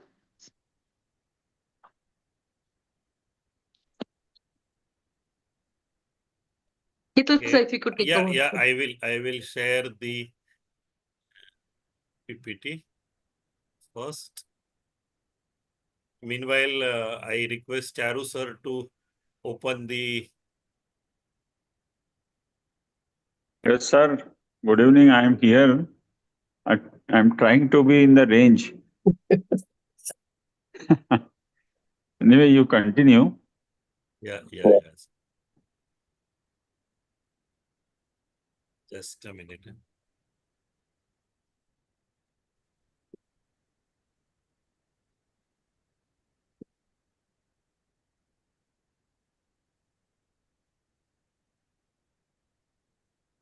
I hope the slide is visible and my audio is also clear, audible to Yes, everyone. Absolutely, yes. absolutely. Thank you for the confirmation. So today's panel discussion is focused on interpretation of macroscopic and microscopic semen analysis outcomes. Case-based insights we are going to see. So opening remarks by our panelists for what is their opinion for macroscopic and microscopic analysis. I think we can start with anyone in, I mean, Dr. Dipankar also can start. Fine. Yes, sir. Yes, sir, please. Precision in making a basic parameters of volume, how important it is. Yes, sir. Sure, it is very important. And as the first presenter told that recently WHO manual published in 2021, they have reduced that cutoff value up to 1.4 ml. And definitely the volume less than 1.4 ml called as hypospermia, and it is there only it will test that it is one of the cause of infertility. So that is there. And next question is incorrect measurement of parameters can end up in incorrect APMSC, may impact sperm concentration in insemination drop in conversation IVF and IUI procedure. Yes, sir. Not only that sperm count, sperm motility is important. Apart from that, sperm vitality, then sperm morphology and other things are very important. Even that sperm DNA fragmentation test, they should be also conducted along with semen analysis. Mere only sperm count, sperm motility is not enough. So other parameters should be also should be paid much attention to find out the male infertility. we are routinely carrying out semen analysis in our AIMS Mangalgiri. And in future, I would like to Okay, sir. join with Dr. Padmaja Madam. She is from Vijayawada. I'm happy to got this news that Madam is from Vijayawada. I thank you that through this Andronet I met Madam, and through this Andronet I will take Madam your contact number from Ethel sir, and definitely will meet, and Yes. will initiate something Sure, sure. research. So, So, as a yeah. clinician, if I can say something, Yes, ma'am, please. quite a large number of times, the labs, I feel we should look at semen sample like any other biological tissue. Like in a histopath examination, you're going to declare something benign or malignant based on a careful evaluation. You're not just going to say, I think it is malignant, I think it is benign.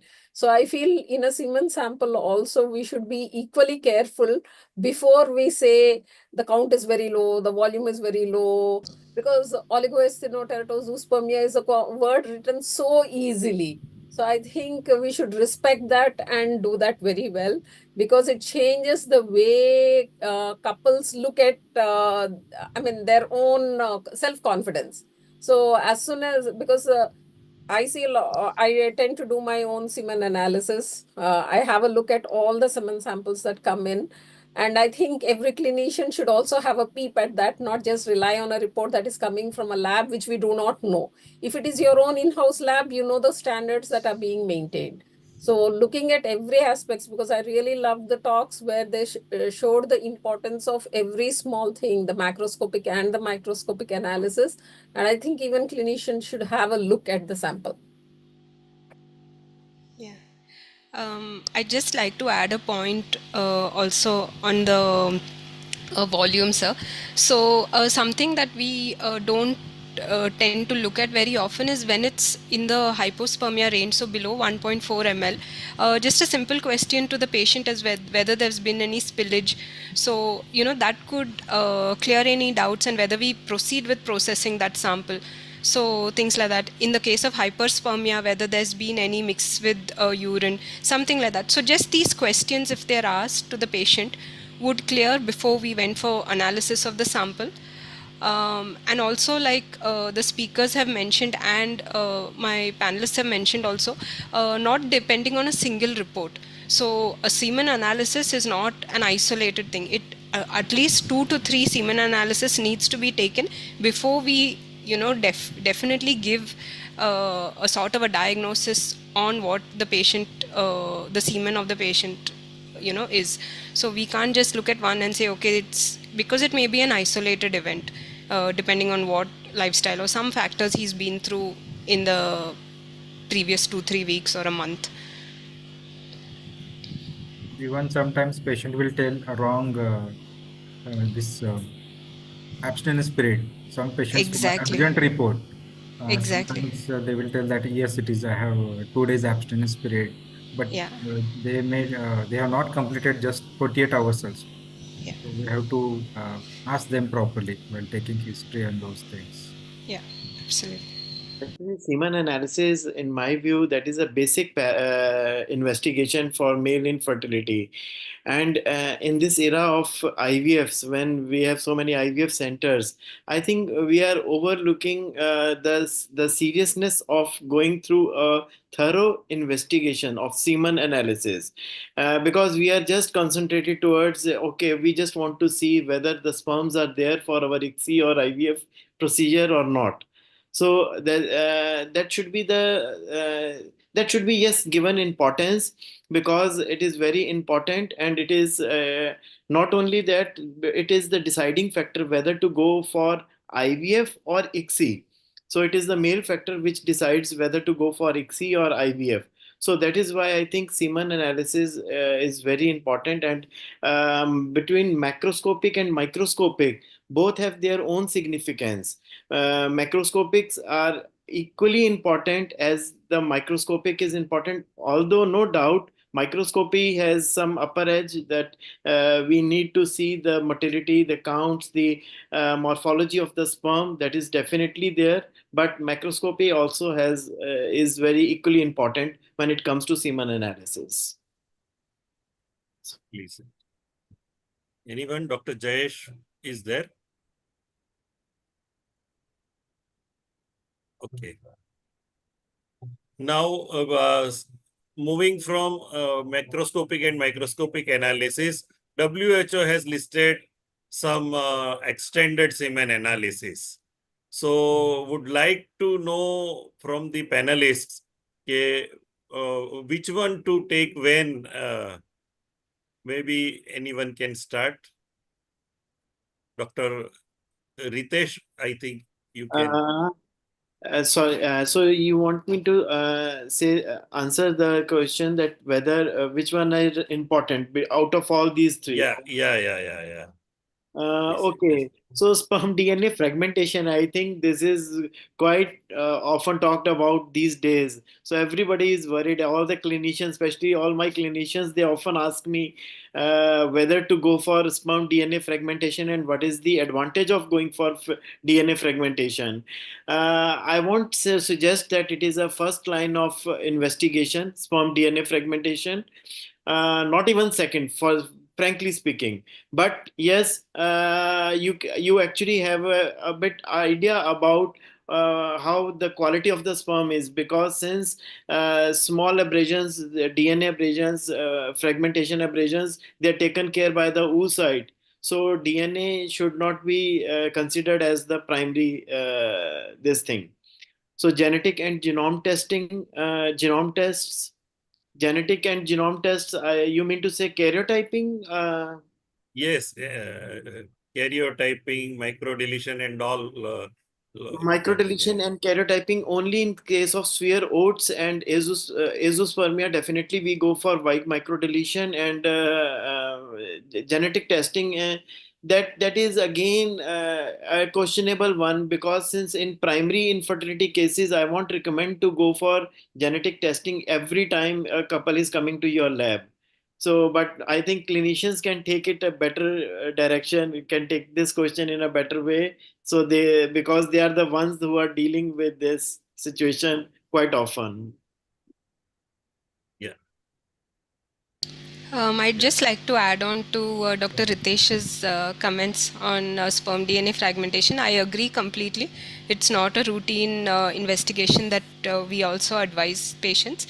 And there are only certain indications, maybe it's recurrent miscarriages, previous failed IVF cycles. And also there are, so a lot of the time what happens is we are looking at a semen analysis, we consider it normozoospermic, and we overlook the DNA fragmentation part.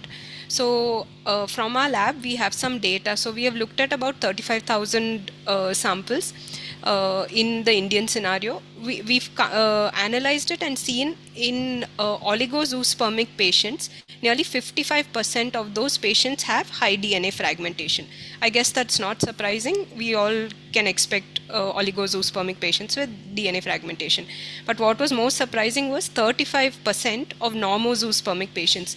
So these are patients with an absolutely normal semen analysis, but about 35% of these 35,000 samples we analyzed had high levels of DNA fragmentation. So there are certain indications, but I think in combination with the other factors and the semen analysis, it has to then proceed to a DNA fragmentation. Not in all cases. That's something I just wanted to add. Okay.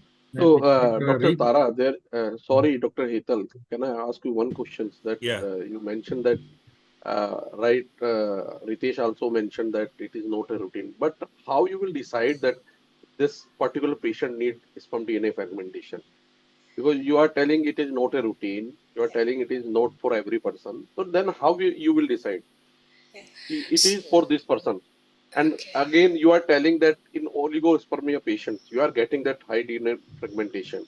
And in normal spermic also, 35%. It is quite a big number. 35% is not a small number. Not So at all. then how you will decide this patient should go for DNA fragmentation or this should not go? See, It's okay, after you. Yeah. it's a very brief. My comment is very brief. See, I just want to comment that okay, once I get to know whether this patient is has DNA fragmentation, of XYZ percentage. So what is my line of action? What is my line of treatment? If there is it is not going to change. It is because most of the time, see, we are working in IVF centers. So the patient, they just want that, okay, we want a sperm, just one sperm, and it's the on the mercy of the embryologist, whosoever is performing the XC is going to select this sperm.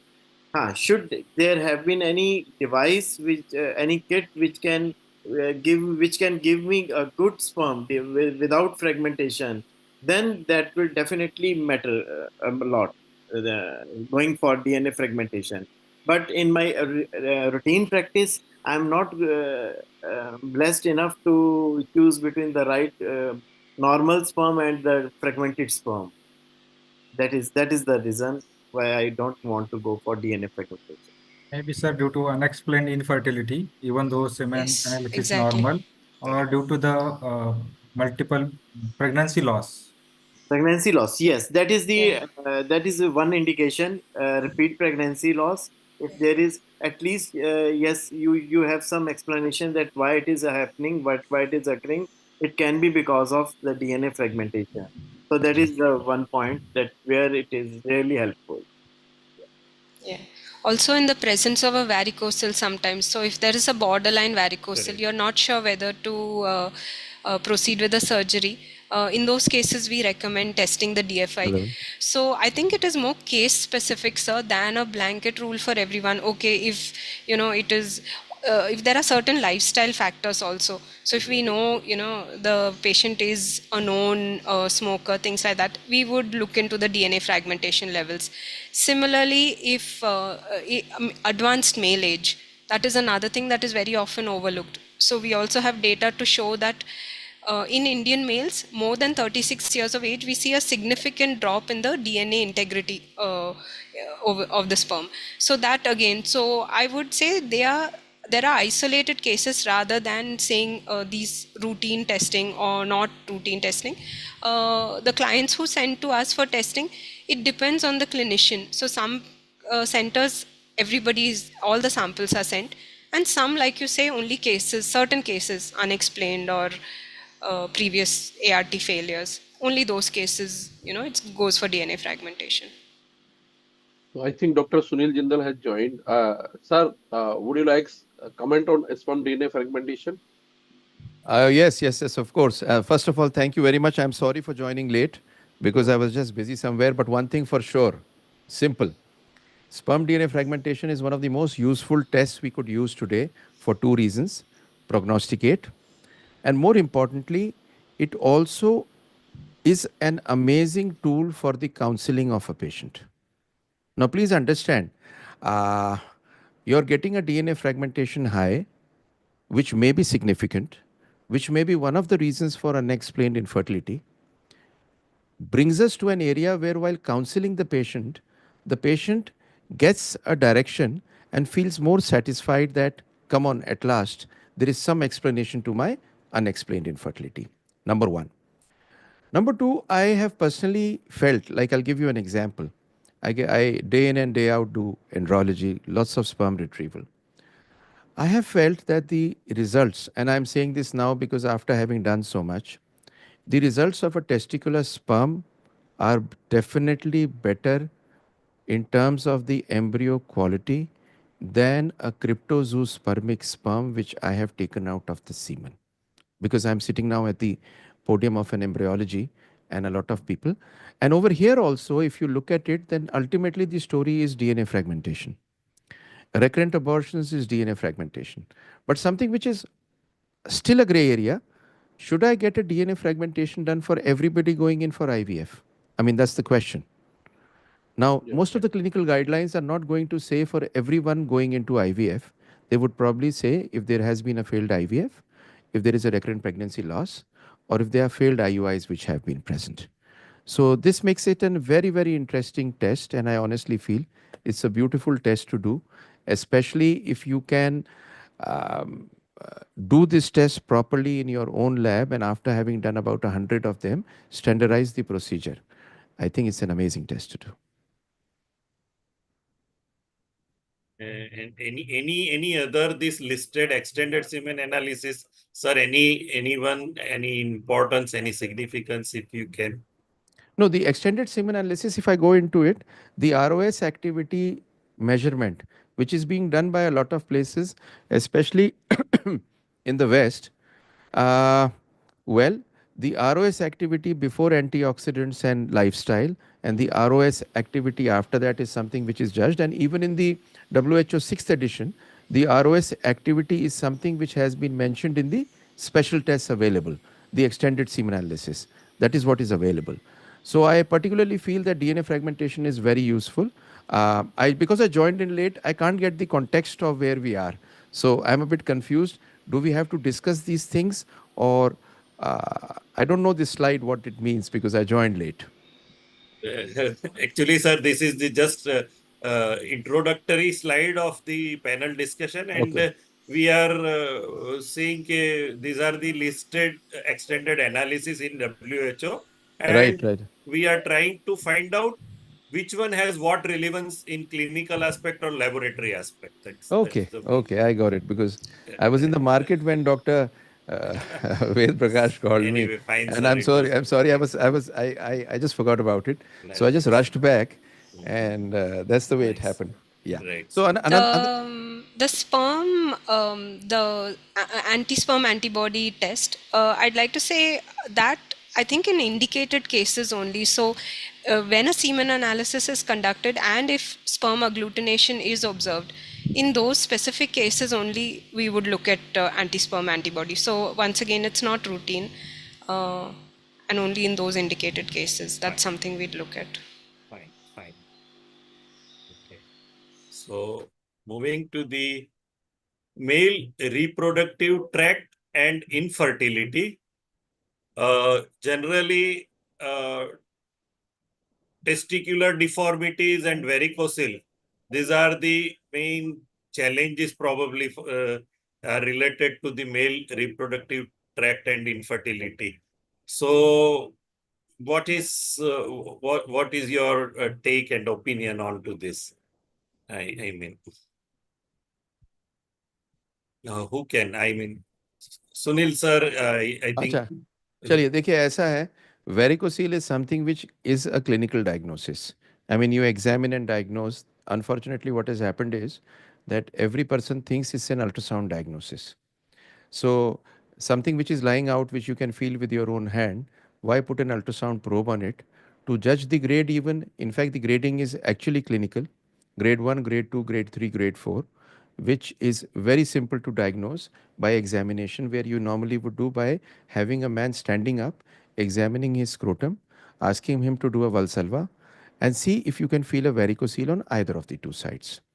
The second thing is, in infertility treatment, you will only operate those people who have a couple of things in common. Number one, never grade 1, grade 2, only grade 3 and grade 4 will be operated.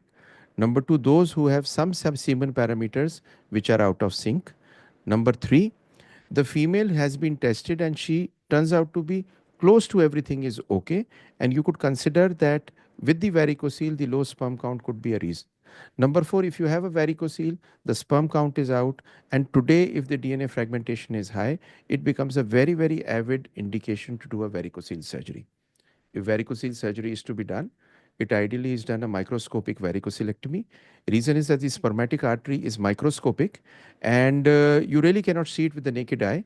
And most of the times, if you do without a microscope, you're going to tie the spermatic artery, and this will lead to a lower sperm count and a worse sperm than what it originally was at the time when you planned a varicocelectomy for him. Varicocele grades and its impact on semen parameters, observations, opinions, and remedies. Well, very simple.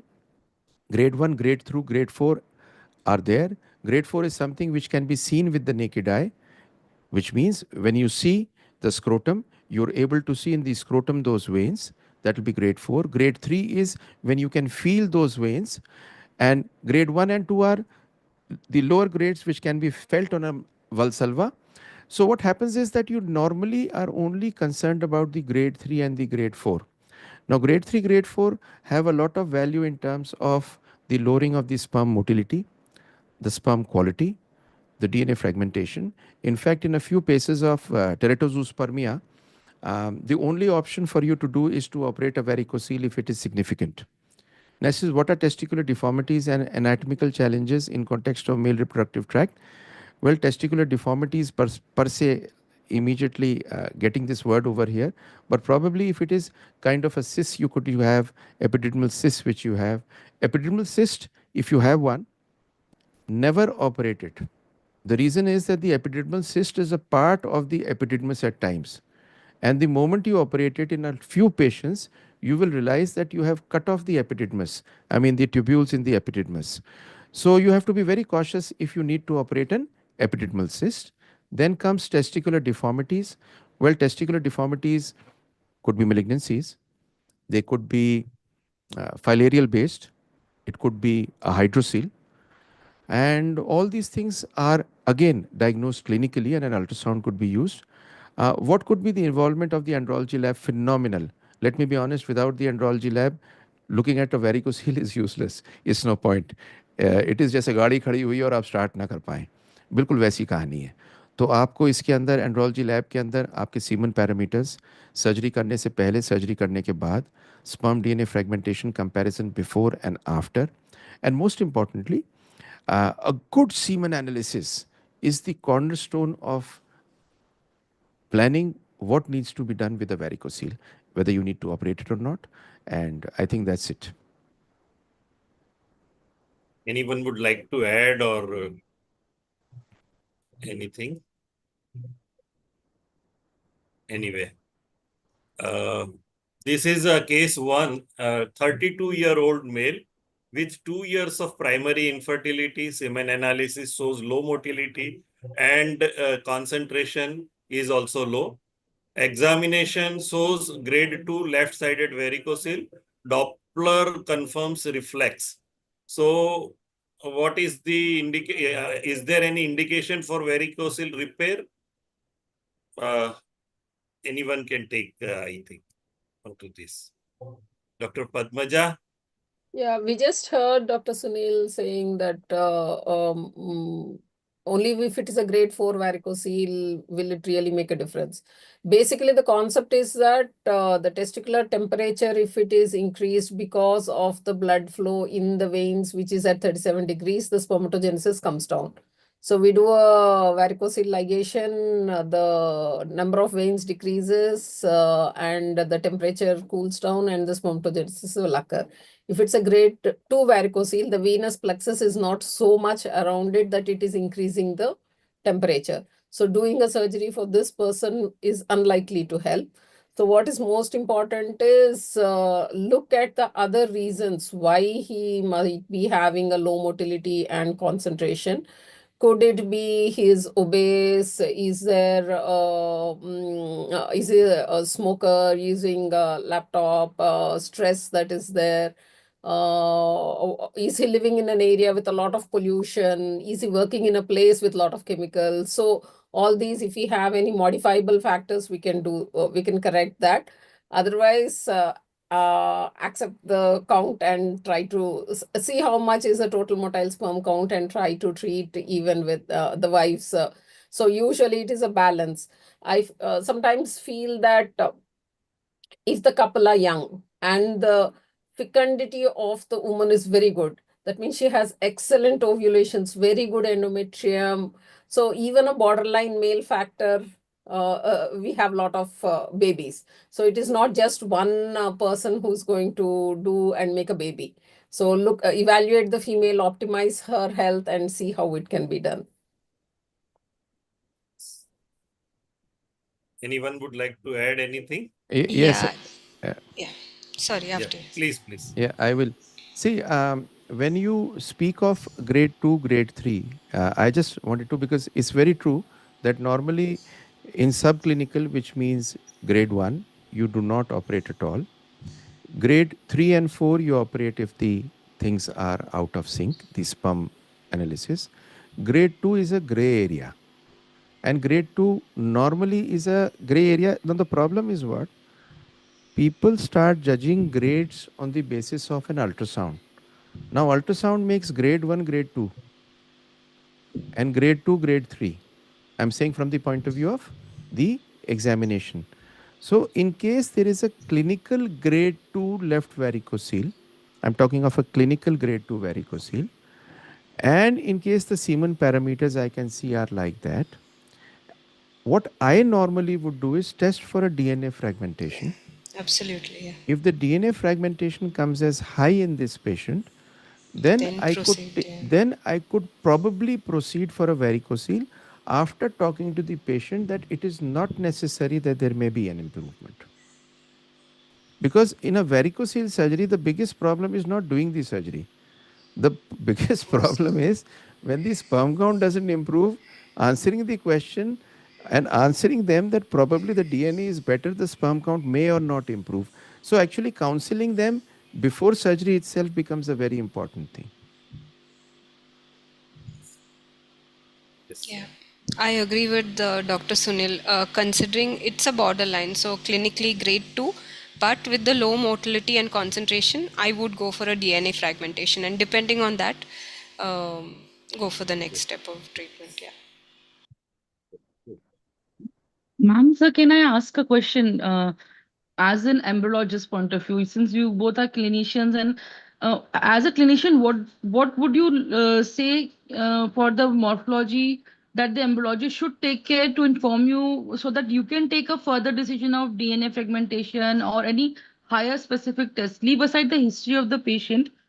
History, though, it's obviously a mark that is essential, and you will take a decision. But what morphologically or in semen analysis parameter, as the topic was, uh, are the key points, I would say, if you could tell, that will help you to take for just for this topic only, this finalizing what you are saying just now.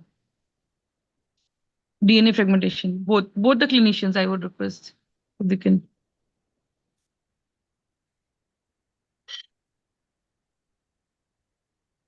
Am I audible? Yeah, yeah, you are. Jinder sir, I, if you could answer, sir. okay. As a clinician, what? So because very junior No, embryologist no, kids are no, no. there, sir. It's not junior, senior. So, An no, no, kids embryologist are is there. an. So if as a kid, sir, who are training, नहीं नहीं नहीं इसमें where you kid want को them to be very, very clear, ki, these नहीं points नहीं you should be very clear. नहीं I didn't understand the question actually. I didn't understand clearly what was it exactly which you would like to say. See, I'll just uh, say a few things about morphology, and from what I have understood from what you're saying, I'd like to complete it. If there's anything else you'd like to ask, I'll answer. See, morphology is the shape and structural integrity of the sperm. Simple. So what you need to do is do it properly by Kruger's criteria. And for morphology to be done, you should have actually stained and seen 200 sperms. Now, the significance is that varicocele definitely causes an increase in the abnormal sperm morphology, which impacts fertilization potential. And morphological abnormalities can also have some bearing on the eggs fertilizing naturally. So, varicocele affects morphology. There is no doubt about it. And morphology correlates strongly with the increased spontaneous pregnancy and the better outcomes in terms of the reproduction as well. I'm talking of IVF, not ICSI, because you obviously will choose a sperm in that. Now, when it comes to DNA fragmentation, um, well, in those patients who have a poor morphology sample, it has normally been seen that the DNA fragmentation is higher.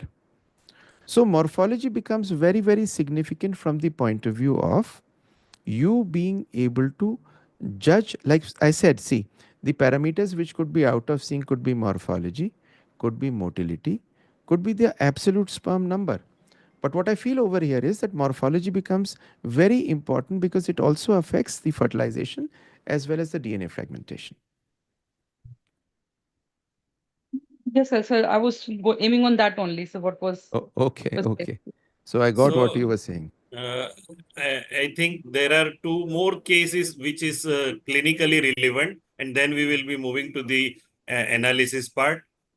Case 2 is 28-year-old male with past mumps orchitis, now has a low semen volume, azoospermia, ultrasound shows atrophic left testis and normal right testis. So any impact of unilateral damage, what is the role of testicular biopsy or sperm retrieval?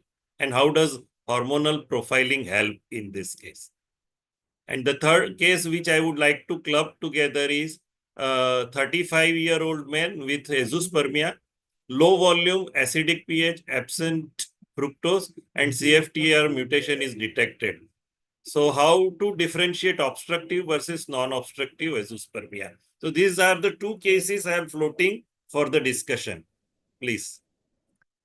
Uh, so the first is 28-year-old man, Bas mumps, low semen volume, azoospermia, ultrasound, atrophic left testes, normal right testes. Okay. Impact of unilateral damage. Unilateral damage, at times you have people who have a unilateral damage and a normal testes on the right side with a normal sperm count. So it's very difficult to say that a unilateral damage will be bilateral, but at times you can get people with a bilateral damage or a lower sperm count because whatever had affected and led to atrophy in terms of infection of one testes had also partially affected the normal testes. Then the second is, what is the role of testicular biopsy or sperm retrieval? Uh, is this patient azoospermic? Yes. Low Yeah. volume. Low volume. So if there is a low volume, you definitely need to do a transrectal ultrasound. It's going to tell you whether there is any kind of seminal vesicle abnormality or prostatic abnormality, ejaculatory duct abnormality, or basically any glandular abnormality, because in case this is there, you would understand very clearly it's an obstructive azoospermia. Even if there is one testis which is normal in size, it could be normal, it could be obstructive. If the epididymis is full, the testicular size is normal, FSH and LH and testosterone are normal, and the volume is low. If you put in a transrectal ultrasound and you see that the seminal vesicles are small, it means one thing very, very clearly, that the patient could be having an obstructive azoospermia if FSH, LH, testosterone is okay in evaluation and if the epididymis on examination feels full. Anybody, anything to add or? Yeah, particularly in this case of post-orchitis, I would like to suggest that post-orchitis, mom's orchitis generally affects both the testes. So this should not be the case of the damage of only unilateral affection of the testes. And one more thing about non-obstructive azoospermia is definitely hormonal testing would help you differentiate between the obstructive versus non-obstructive. So if you do FSH, LH, and testosterone, particularly on the in the morning hours of the patient, so the levels can be not diluted with the day-to-day variation. So if the FSH and LH are low, and if the FSH and LH are higher, and the testosterone levels are lower side, then the case would be of obstructive azoospermia.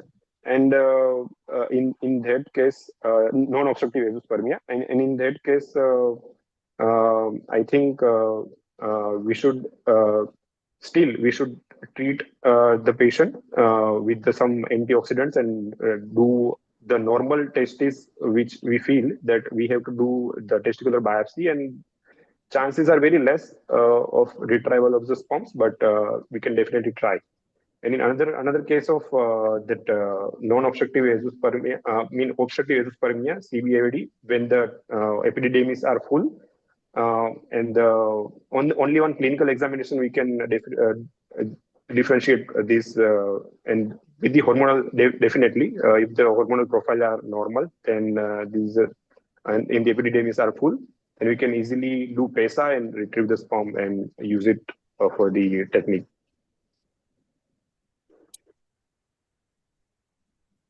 Anything, Dr. Dipankar, if you want Yes, to? sir. Yes, sir. Simple test, that is Salvinops test also we can carry out to differentiate between obstructive and non-obstructive azoospermia.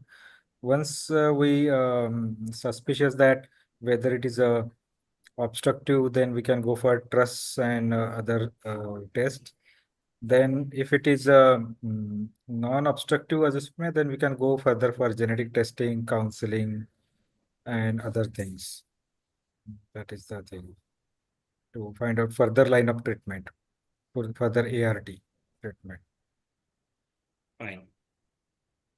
If anyone has to give their input, please come in. Um, Sir, Yes, sir. am I audible? Yeah, please, sir. Yeah, I'm trying to connect from the hotel, so maybe my sound and my visibility may not be there. Great, sir. Please. Fantastic panel and fantastic questions prepared by Sir Dr. Hetal. The thing is, if we keep on discussing each case in so Exactly. extent and so deep, na, so it will be then we Time will cannot be long. will not be able to cover the Finish. complete questions Yeah, because Sunil sir is there, so we'll get precise answers to the question. So just try to get it fast as possible because we have to fast. cover so many questions. So many. Yeah. Okay, so you Yeah, continue yeah, with the next slide. yeah, sir. So the first case, this here, a male partner submits a semen sample with very low volume, that is around 0.5, or you can say a little less also. The abstinence reported by the patient is 4 days. Initial drop on the glass slide doesn't show any sperm. How to proceed for the semen analysis? See, you're going to have this low sperm because of mainly a few reasons. One could be low testosterone, very severe low testosterone hypogonadism, like even in hypogonadotrophic hypogonadism or even otherwise low testosterone, leads to a low semen volume. The second reason for a low semen volume would be that the man has an ejaculatory duct obstruction. Now, what you need to do is see the pH of the semen in a low semen volume. This will give us a fair idea whether there is an obstruction or not. And the second thing which you could do after that is I'm talking of this case at the moment. So what I would probably do in this patient is, with such a low semen volume, examine the testes. If the testes appear to be of normal size with normal epididymal size, I would probably proceed for a transrectal ultrasound, because this transrectal ultrasound will show me something very simply. Um, whether there is an ejaculatory duct obstruction or not. Number one. Number two, in these patients, if you do an testosterone, you would also come to know if the testosterone is low in these people. The third important thing which normally happens in these low sperm counts is these very less. You normally do not find any sperm. You normally will have to do a FSH-LH testosterone. Now, this low sperm is normally in two kinds of patients, either an ejaculatory duct obstruction or a hypogonadism. So, in in an ejaculatory duct obstruction, you know for sure that you'll get very good sperms even in a PISA because it is obstructed. But if it is hypogonadotrophic hypogonadism, or it's a primary testicular failure where the testosterone has gone too down, then the sperm retrieval becomes very less. So in these patients, it's very important to judge very clearly what are we looking at, an obstructive pathology or a non-obstructive pathology. But the first test along with the pH in this is going to be a transrectal ultrasound. You could also do a fructose test, but 90% of the times the fructose test will be negative in these cases.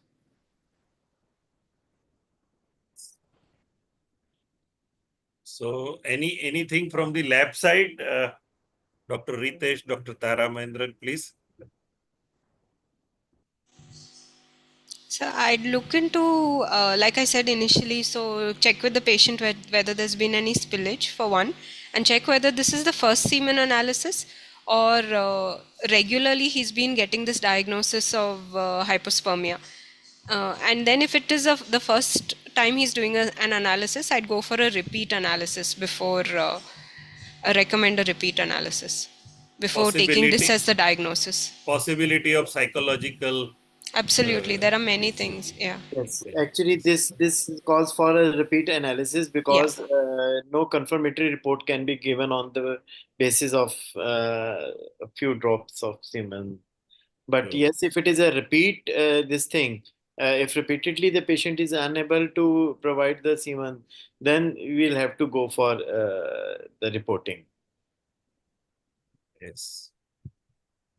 So the case 2 is another patient submits semen sample with volume of just 0.3 ml. Sperm count and motility is in the normal range of 60 million per ml and 55% rapid progressive motility. How to analyze and prepare the sample for IVF ICSI procedure? Or what to do if the sample is for IUI procedure? I think Dr. Ritesh, you can Yeah. start on So, this. so usually for IUI, I would recommend that sample must be at least point. You must have 0.5 ml of sample to go for an IUI. But if the count and motility is okay, then we can go for if there is no debris or dead sperms. Like in this case, it seems to be quite. All the parameters seems to be quite fine. So I'll go for simple swim down method, simple wash method. So nothing to swim up, no density gradient, nothing like that. Just simple wash will precisely do its job. Right. Dr. Tara, would you like to add anything? Fine. No, sir. There's Fine. nothing to add on I this. think Yeah. I think Ritesh, can we make volume with the help of Happy's media? We can add Extend it. small volume in that 0.3 ml, make it 0.5 or maybe 1 ml, and you can go for double density even, because 60 million is quite enough. Good Yeah, motility is also that's a good 55%. motivation. Yeah, that's a good No, so we motivation. can do that kind of things also. For maybe we can get good Exactly. sample after that, That's you know, or we can use go for IUI easily. Right. and even sometimes plus or minus concentration is plus or minus, then probably we can go for one more collection also for the patient, Right. from the Right. patient. Yeah. Multiple collection. Yes, Multiple that's a good collection. this thing. Yeah, Yeah. multiple Yeah. collection is also Go good. for another collection. Yeah. Yeah. Yeah. Going to the so this was a hypospermia workup. Dr. Sunil sir has really elaborated good onto this. What are the ways to differentiate obstructive azoospermia and non-obstructive azoospermia? I think in previous cases this was discussed, so I would like to go for the case 3. A normosospermic semen sample with high amount of round cells is received for the Dr. Hetal, we analysis. have a clinician also here, Dr. Padmaja and Dr. Yeah, Satish and yeah. Dr. So Sunil is with here. this case we can Can yeah, one question I would yeah, like to ask please here, go ahead, sir. because we are discussing about OA and NOA. So, is it any role of hormonal injection gonadotropin in that cases? Yeah, Dr. yeah, Padmaja, please. Dr. Sunil, or Dr. Satish? Anyone? Yeah, Uh, I've heard Dr. Sunil's lecture on NOA, and he simply superbly manages them. So basically, non-obstructive azoospermia, if we think there is hypospermatogenesis because of a hypogonadotrophic hypogonadism, that is one condition where using HCG to improve the testosterone level, checking the analysis again, and if it not, adding a FSH to that, if they are willing to take the injections and come for follow-up, we do see some amount of sperm production happening. And if it might not be enough for a natural conception, but it can be very well it is very good enough for an IUI program sometimes, or at least an IVF ICSI program. So I think Dr. Sunil is the expert here, and you have him. See, it's Yeah. very simple that sperm will only be produced when the testes and the tissue in it is laden with testosterone. Because for production of any sperm in a seminiferous tubule, you need that the intratesticular testosterone needs to be good. Now, what happens is that in non obstructive azoospermia, it has not only affected the seminiferous tubules, it has also affected the Leydig cells in a lot of patients, because of which the testosterone level is down. Now, before you want to do a semen retrieval, you would like to increase the testosterone level. Now, there are a lot of papers on this which see that in case of non-obstructive azoospermia, if you improve the testosterone level, the retrieval will be better. Now, there are two ways of doing it. Number one would be to probably give the patient clomiphene citrate if it is borderline. And the second would be to give them HCG injections and wait for the testosterone level to rise. So, this is one area in which non obstructive azoospermia, you could use gonadotropins before you go in for a sperm retrieval. I get a lot of patients, and because we at our place do a lot of sperm retrievals, it's in a very good volume. We have made a policy that patients who have non obstructive azoospermia with a lower testosterone need to wait till the time the testosterone increases by giving them HCG. What about the directly given the injection of testosterone hormone? Bilkul, you don't have to give it at all, because see what happens is if you give an injection of testosterone, it increases in the blood, it stops the LH in the brain. Once the LH stops in the brain, the intratesticular testosterone goes down. So what we need over here is not the testosterone anywhere else but intratesticular. So giving a testosterone injection in fact creates the opposite side. It leads to a lower testosterone in the testes and probably is very bad for spermatogenesis. Right, right. In fact, if they're having hypoandrogenemia and sexual problems, they're not planning a child in the next 3 years, then give testosterone. So Right. because we are doing Correct. exactly the opposite. So Yeah, if they're yeah, not yeah. planning a Yes. child, you can give testosterone, not otherwise. Because there is one theory that when you block these all things, so after some time कौन जा रहा है? it will Rebound. start No, again sir, it that doesn't happen. That yeah, theory yeah, has yeah. been I know. That's why I asked because disproved. now people are using directly HCG, Yeah. not that testosterone. Yes. Sir, I just have to leave for an emergency. I'm so sorry. Okay, okay, no problem, sir. I'm Okay, so sorry, but I okay, just sir. have to leave, and I really enjoyed it. Thank you, Dr. Ved Prakash, Dr. Thank you, Charu, thank you, Dr. sir. Padmaja, every person over here for listening to me. And thank Thank you you, very much. I'll just thank you, take sir. Yes, leave. I just thank have to you. rush. Sorry. Thank you, sir. Okay, bye bye. Bye. Okay. So, shall we go ahead, sir? Yeah, please. Yeah. So, we are moving to case 3. That is normozoospermic semen sample with high amount of round cell is received for the analysis. The male patient is 35 years old. He is an IT professional, heavy smoker, fond of junk food with BMI of 40. The couple has undergone 2 failed IUI cycles, 3 failed ICSI cycles with low fertilization and poor blast. What workup is advised before enrolling for the ART treatment? So definitely a sperm DNA fragmentation in this case. And looking at the case, my guess would be that the DFI definitely would be on the higher side. Um, the presence of round cells would indicate some sort of an infection, so probably treatable with antibiotics, but that leading the cause of high DFI could be multiple in this case. So one could be due to presence of like leukocytospermia could be contributing to it. Secondly, his lifestyle factors. That would definitely help in counseling the patient. You've got high DFI, need to rectify the lifestyle factors and redo a DFI test. If it comes down, then that could have explained the previous failed ART cycles as well. So that's my take on this case. Anybody, anything, any addition? Fine. Dr. Padanja, when you got that kind of patient, what you will do for that particular patient?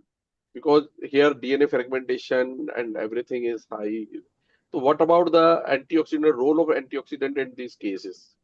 Can you tell us about how you are dealing these cases? Yeah. So usually when couples come in, one thing I tell is having a baby is a sort of test of your health and your reproductive fitness. If you have a great DNA, That is what will, because the male factor contributes to half the genetic material that is necessary to form a baby. So if you are a person who is healthy, the cells in your body are healthy, sperms are also a part of a cell that is coming out, so it reflects your health. So here you said he stresses himself, his BMI is 40, he eats junk food, he smokes. So when he is not physically and healthily fit, then how can the sperms be fit, and how can they lead to another generation, a child who has to live for 80 years in a changing environment and a stressful thing? So you're not giving great material for a future child, and you're starting off the journey with so many negative factors where your child will be difficult to cope up with life. So that is the reason where you have to be healthy, and you have to make sure, because whatever antioxidants we give, whatever medications we give, we still cannot change the spermatogenesis, the packaging that is done, and the way it is made. You can only repair a damaged one. So I think that will be, and it is high time he sat back, thought about what his priorities in life are, and does something at least for 3 months, and of course use antioxidants, Right. everything else. But that is what his contribution should be towards the future of his child. True. Similar case. There is so many antioxidant, Dr. Padanja. There is so many antioxidants available right now.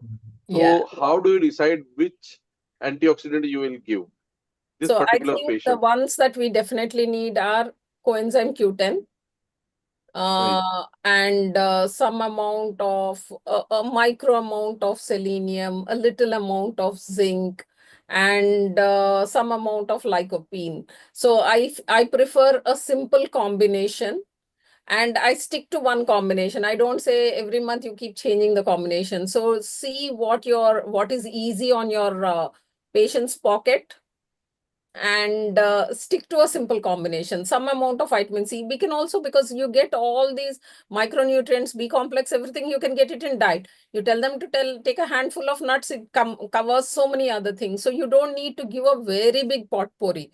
What you need is coenzyme Q10, zinc, selenium, some amount of lycopene, some amount of vitamin C. I think that should do the job. Thank you. Lifestyle changes is again, whatever Yeah, madam told, in addition to that, lifestyle changes from patient side is very important. it is always advisable. And Dr. Doctor, Ritesh is there. I think Dr. Ritesh, you are here. Dr. Ritesh, please comment what you will do in the lab. In the lab, no, definitely, yes. Here, the role of DFI is very much because we'll go for DFI, and then definitely lab has a limited scope for dealing with such case. But yes, it is the clinician lifestyle changes needs to be done. Basically, it is the lifestyle which the husband, the man has to change. No, Then, no, I am talking about the sample is with you now and right, DNA fragmentation is high. hi. So what you will plan in your lab for that particular case? You are going to do ICSI, IVF, whatever you are going to do. Are you going to do something else for that patient, extra thing, add on something? Yeah, definitely. If DFI is high, whether it is high or not, definitely I'll go for microfluidics. I believe in microfluidics as well. So yes, I'll go for microfluidics in such cases. Okay, okay. Yeah. That Anything, Dr. Tara? Yeah, so the same actually. So if the patient cannot wait, maybe wife's age or something to consider, and they want to go for a cycle immediately, like Dr. Ritesh said, I'd go for a sperm selection method, microfluidics or whatever is available to get the best sperm and then proceed with the cycle. Fine. Fine. even frequent ejaculation will help them. Yes, Maybe you can yes. advise them, and even on same day of pickup, you can ask for second sample also. Second sample, yes. Sometimes it helps. Actually, I think there is some study which shows that in second sample, sperm DNA fragmentation is low. Is much lower. It Yeah, is much lower. definitely Yeah, Yeah, that's it that's is. why. With regular ejaculations, Yeah, yeah, we yeah, find yeah. the It is. DFI is lower. Yes, Yes. yes, yes. Now, I would like to ask a question based on what are the indication that suggest semen culture test? Uh, uh, what is the importance of semen culture test? When to carry out? Uh, Anybody, I mean, Dr. Jayesh or Dr. Dipankar or Dr. Padmaja, anybody can start with this.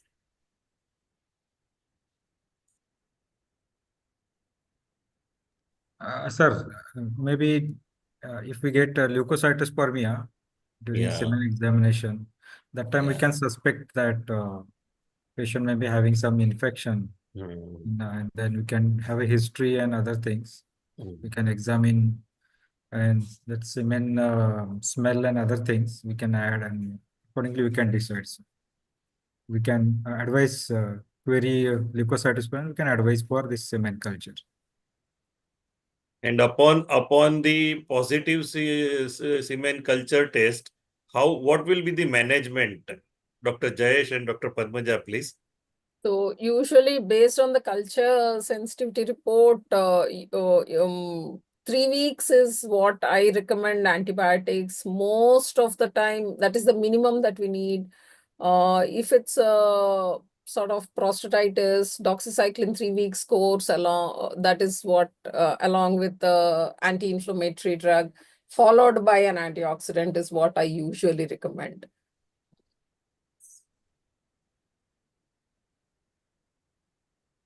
See, here, one publication says the detection of potential pathogenic organisms and effect on semen parameters. Chlamydia, if found, lowers the sperm vitality. Urea plasma lowers the sperm concentration. Mycoplasma, unlikely to effect on semen parameters. Enterobacteriaceae and gram-positive cocci are unlikely to impact the semen parameters. So yes, here is a There have been reports even that HPV is decreasing the counts that are there. Exactly. So that is now that's why we are taking up the campaign of not only vaccinating girls, also boys all over the country. True. Because in the long term, we don't know how things change. Yeah. Yes. A patient comes out of the semen collection room after trying for 30 minutes for the ejaculate. He reports an ejaculation. During the conversation with him, it is understood that he has a feeling of orgasm, but no semen expelled. Now, what to do if the patient is either for cryopreservation or IVF fixing?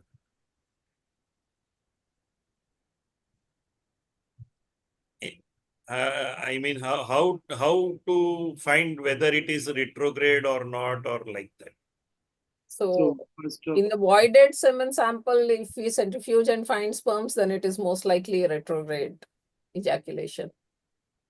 So what my embryologist is going to do with that sample is they should tell me. No, so most probably this is a case of retrograde ejaculation. But yes, as rightly said, we'll just centrifuge the sample and find for the presence of any sperms post orgasm post orgasm urine collection. So we'll look for the sperms. Any sperms, if any sperms are there, then this is clear cut case of retrograde ejaculation. And yes, alkaline treatment is a must. If you want to use those sperms for ICSI, then alkaline treatment is a must. Even if we ask for the history of diabetes or any other spinal injury it happened in past, so that can also, but we can understood that the problem is with that ejaculatory ducts. There must be some problem. So maybe it is retrograde ejaculate. That is the mandatory. Yeah, mandatory thing. The patient has never ejaculated, or it was ejaculating well for a few years, but now he has not ejaculated. That is a must. What instruction should be given to the patient when retrograde ejaculate is confirmed, and means how he should collect the urine and all? Any idea?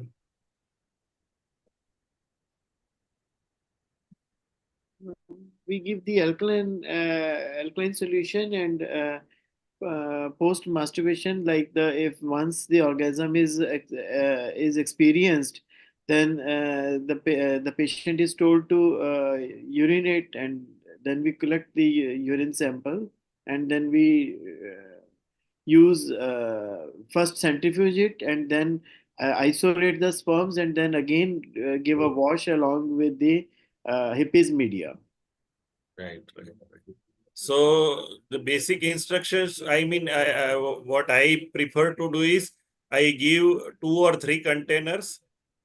Sometimes partial retrograde ejaculate is there. First 1 or 2 drop of neat semen is also coming. He should collect in one container. Another container, before he starts masturbation, he should try to empty out with very little urine left inside so that urine volume is reduced. And the second and third container should be with sperm wash media, where pH shock and uh, the osmolality shock is taken care. Okay, okay, yeah. So the fifth case is male partner semen sample with volume of 2 ml shows 80 million per ml concentration, 4% morphologically normal sperm. The motility of the semen sample is 0%. Here, severe I mean 100% asthenozoospermic sample is there. What is the diagnostic and therapeutic options available to go ahead? Your opinion on motility enhancers and all.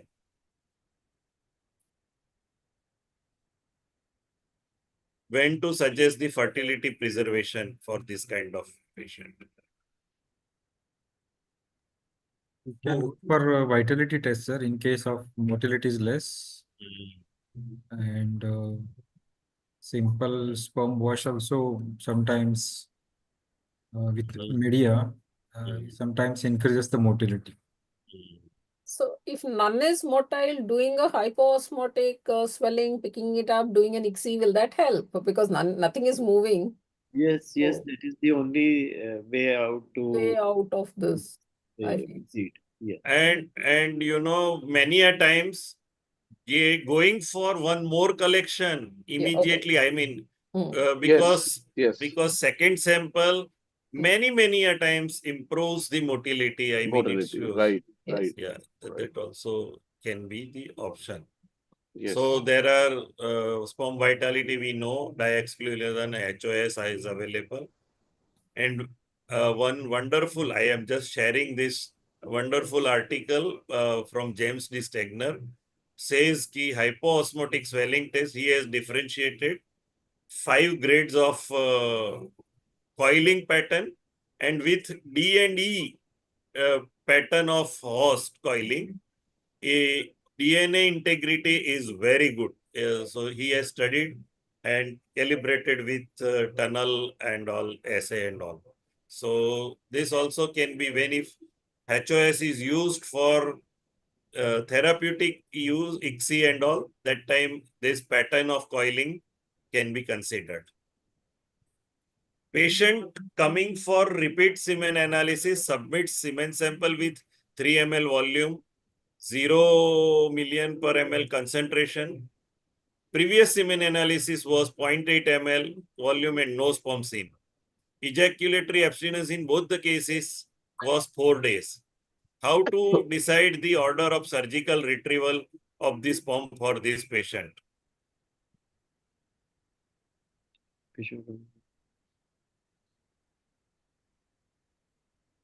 Dr. Jayes, sir, please. He's not there? No, he is not there. So if the semen volume is 3 ml, it is unlikely to be an obstructive cause. So, because usually in obstruction, we don't get that much ml, that much volume, because prostatic secretions are not that high. It is the seminal vesicle fluid that contributes to the maximum amount of it. And as we said, if it is azoospermia, then there can be islands of spermatogenesis instead of having spermatogenesis also the testis. So looking at the testis volume, looking at the hormonal evaluation, looking at the chromosomes, looking at his Y chromosome microdeletion, all these will help us make a decision, I feel. Right. Semen sample ejaculate having 9 ml of volume, less than 1 million count, very few motile sperms, and abstinence was 15 days. What are the options which can increase the favorable chances of ART outcome? This question is pointed to the abstinence. I mean, will short abstinence help or not? What is your take? Short of abstinence might help, sir, because this much volume is there. So, the count might not really improve, but the motility might improve with a shorter abstinence. Even you know Anyone? that there is a concentration is less than 1 million. Yeah, If volume will reduce in short abstinence, maybe it will also that Right. concentration will be high. Maybe. Yeah. maybe. And even with shorter abstinence, DNA fragmentation, I mean, Yes. Yeah. can also be taken care. A couple underwent 3 failed IUI cycles, 3 failed ICSI cycles. Male partner gives semen sample with 3 ml volume, 60% progressive motile, and morphologically 100% globojuicepermia is diagnosed. What to do with this? Heritage will tell. I'm wondering who did 3 IVF cycles, 6 cycles. With the You are right. There are so many global good embryologists. But sir, but this is the reality of the industry also. So with the complete globosospermia, nothing actually works. Even not even these sperm, AOA. nothing will work actually. This calls for donor semen, I think. Or maybe I think there is artificial Oocyte oocyte activation. activation can help. Activation Yeah. Dr. Ved, we have tried a lot with artificial oocyte activation, calcium oscillation, and all that, but actually it doesn't work. Never worked. I don't know. I have done few cases of this globospermia. Not so many, but in my whole career, I have done, I think, 4 or 5 cases, and out of 4 or 5, fertilization was good, embryogenesis was good. Yeah. Only I got only one pregnancy out of that, but I got that pregnancy. One means in out of 4 or 5 patients, if I am getting one, so there is some chances. Then Hello? So maybe we have to at least we have to try because it is available. It is available. we have tried So with why not to try these kind of things if it is available? Mhm. We have tried with oocyte Yeah, yeah, activation. yeah, yeah, yeah. Yes. Based on routine semen analysis, when will you go for genetic screening of male partner?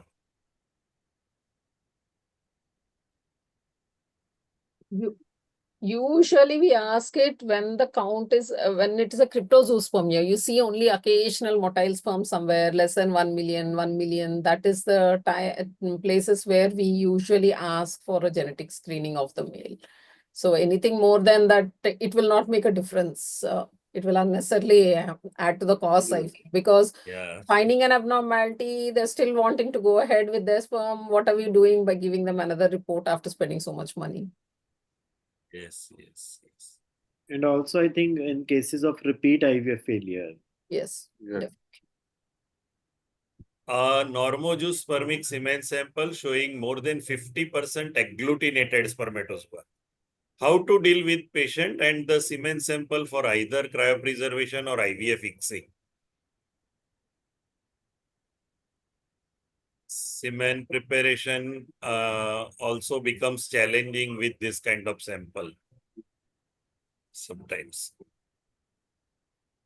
So I anybody think can give any input. Yeah, if normogynous sample is there, definitely double density gradient or these kind of preparation will help, will help. and it easily can be treated with this double density or preparation method.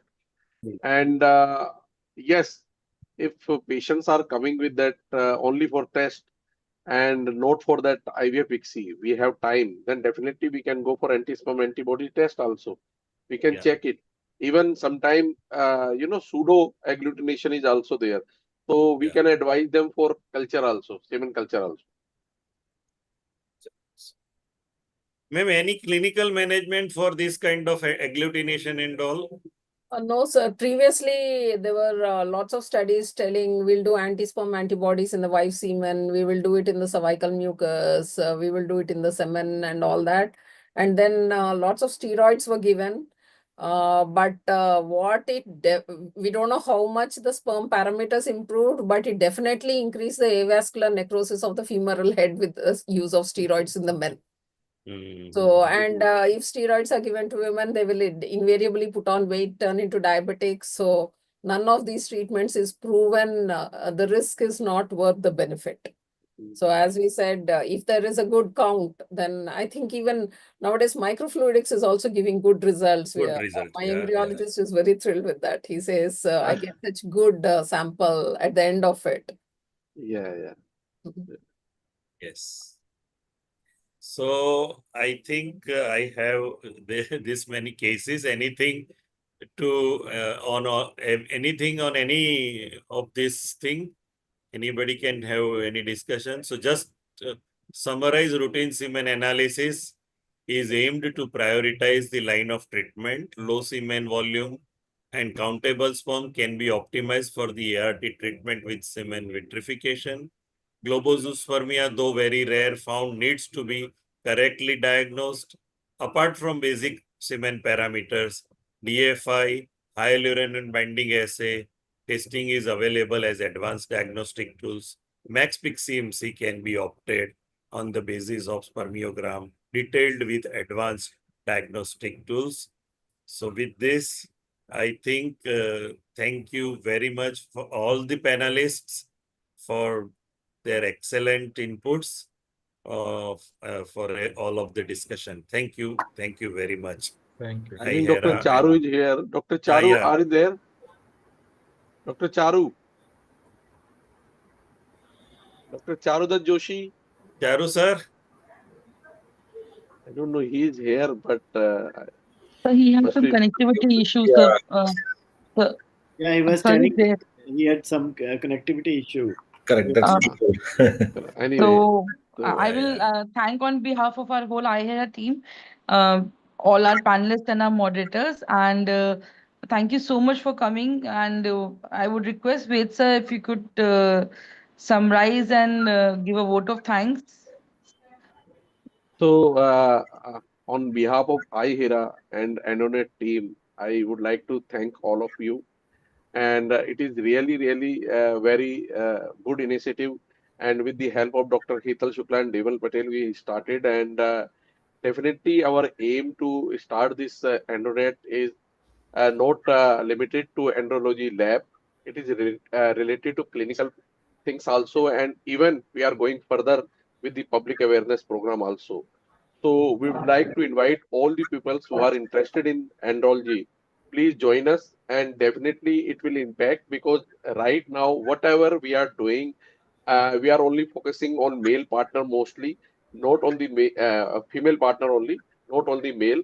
So this initiative will definitely impact, and it will help all the other people of male infertility, and not even infertility, overall health of male partner. So this is the aim, and thank you so much, each and everyone, all the panelists, all the speakers, and of course, Corona Remedies for helping us to organize this wonderful webinar. And my team, that Gamete Alert team, all the coordinators, my co-founders, all are thank you. And this is the you know that QR code. If someone want to join, please scan it and you can join it. Thank you so much. Thank you. You and good night. Thank you. Thank you. Prerak, are you there? Yes, Dr. Charu, would you like to say something? Yes. Because we are going to end. Yeah. No, this nice discussion. I was there, but because of this connectivity issue and I am outside, so I was not able to be actively involved.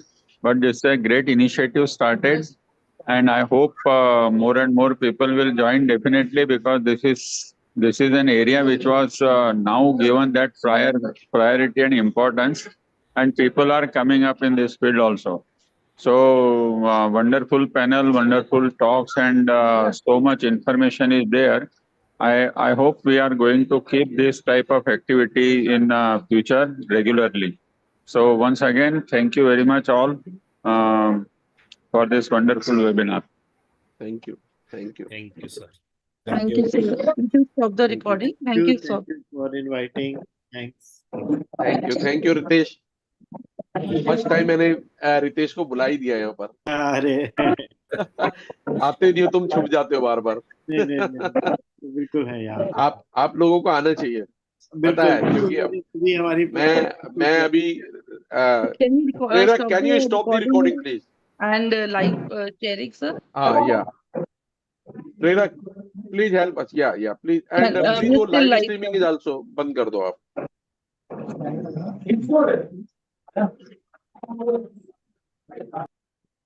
Yes, sir. तो actually हमारी planning इसको लेकर ये भी है कि हम बहुत कुछ करना चाहते हैं, और बेसिकली अभी और भी एक चीज मैं बताना चाह रहा हूँ कि मुझे लगता है कि हम लोगों ने जो इतने साल हमने कर लिया काम, मैं अभी हिंदी में आराम से बात कर सकता हूँ ना, खुलकर अपनी बातों में आ गए ना वो. तो ऐसा है कि हम लोगों ने इतने साल मेहनत कर ली, हम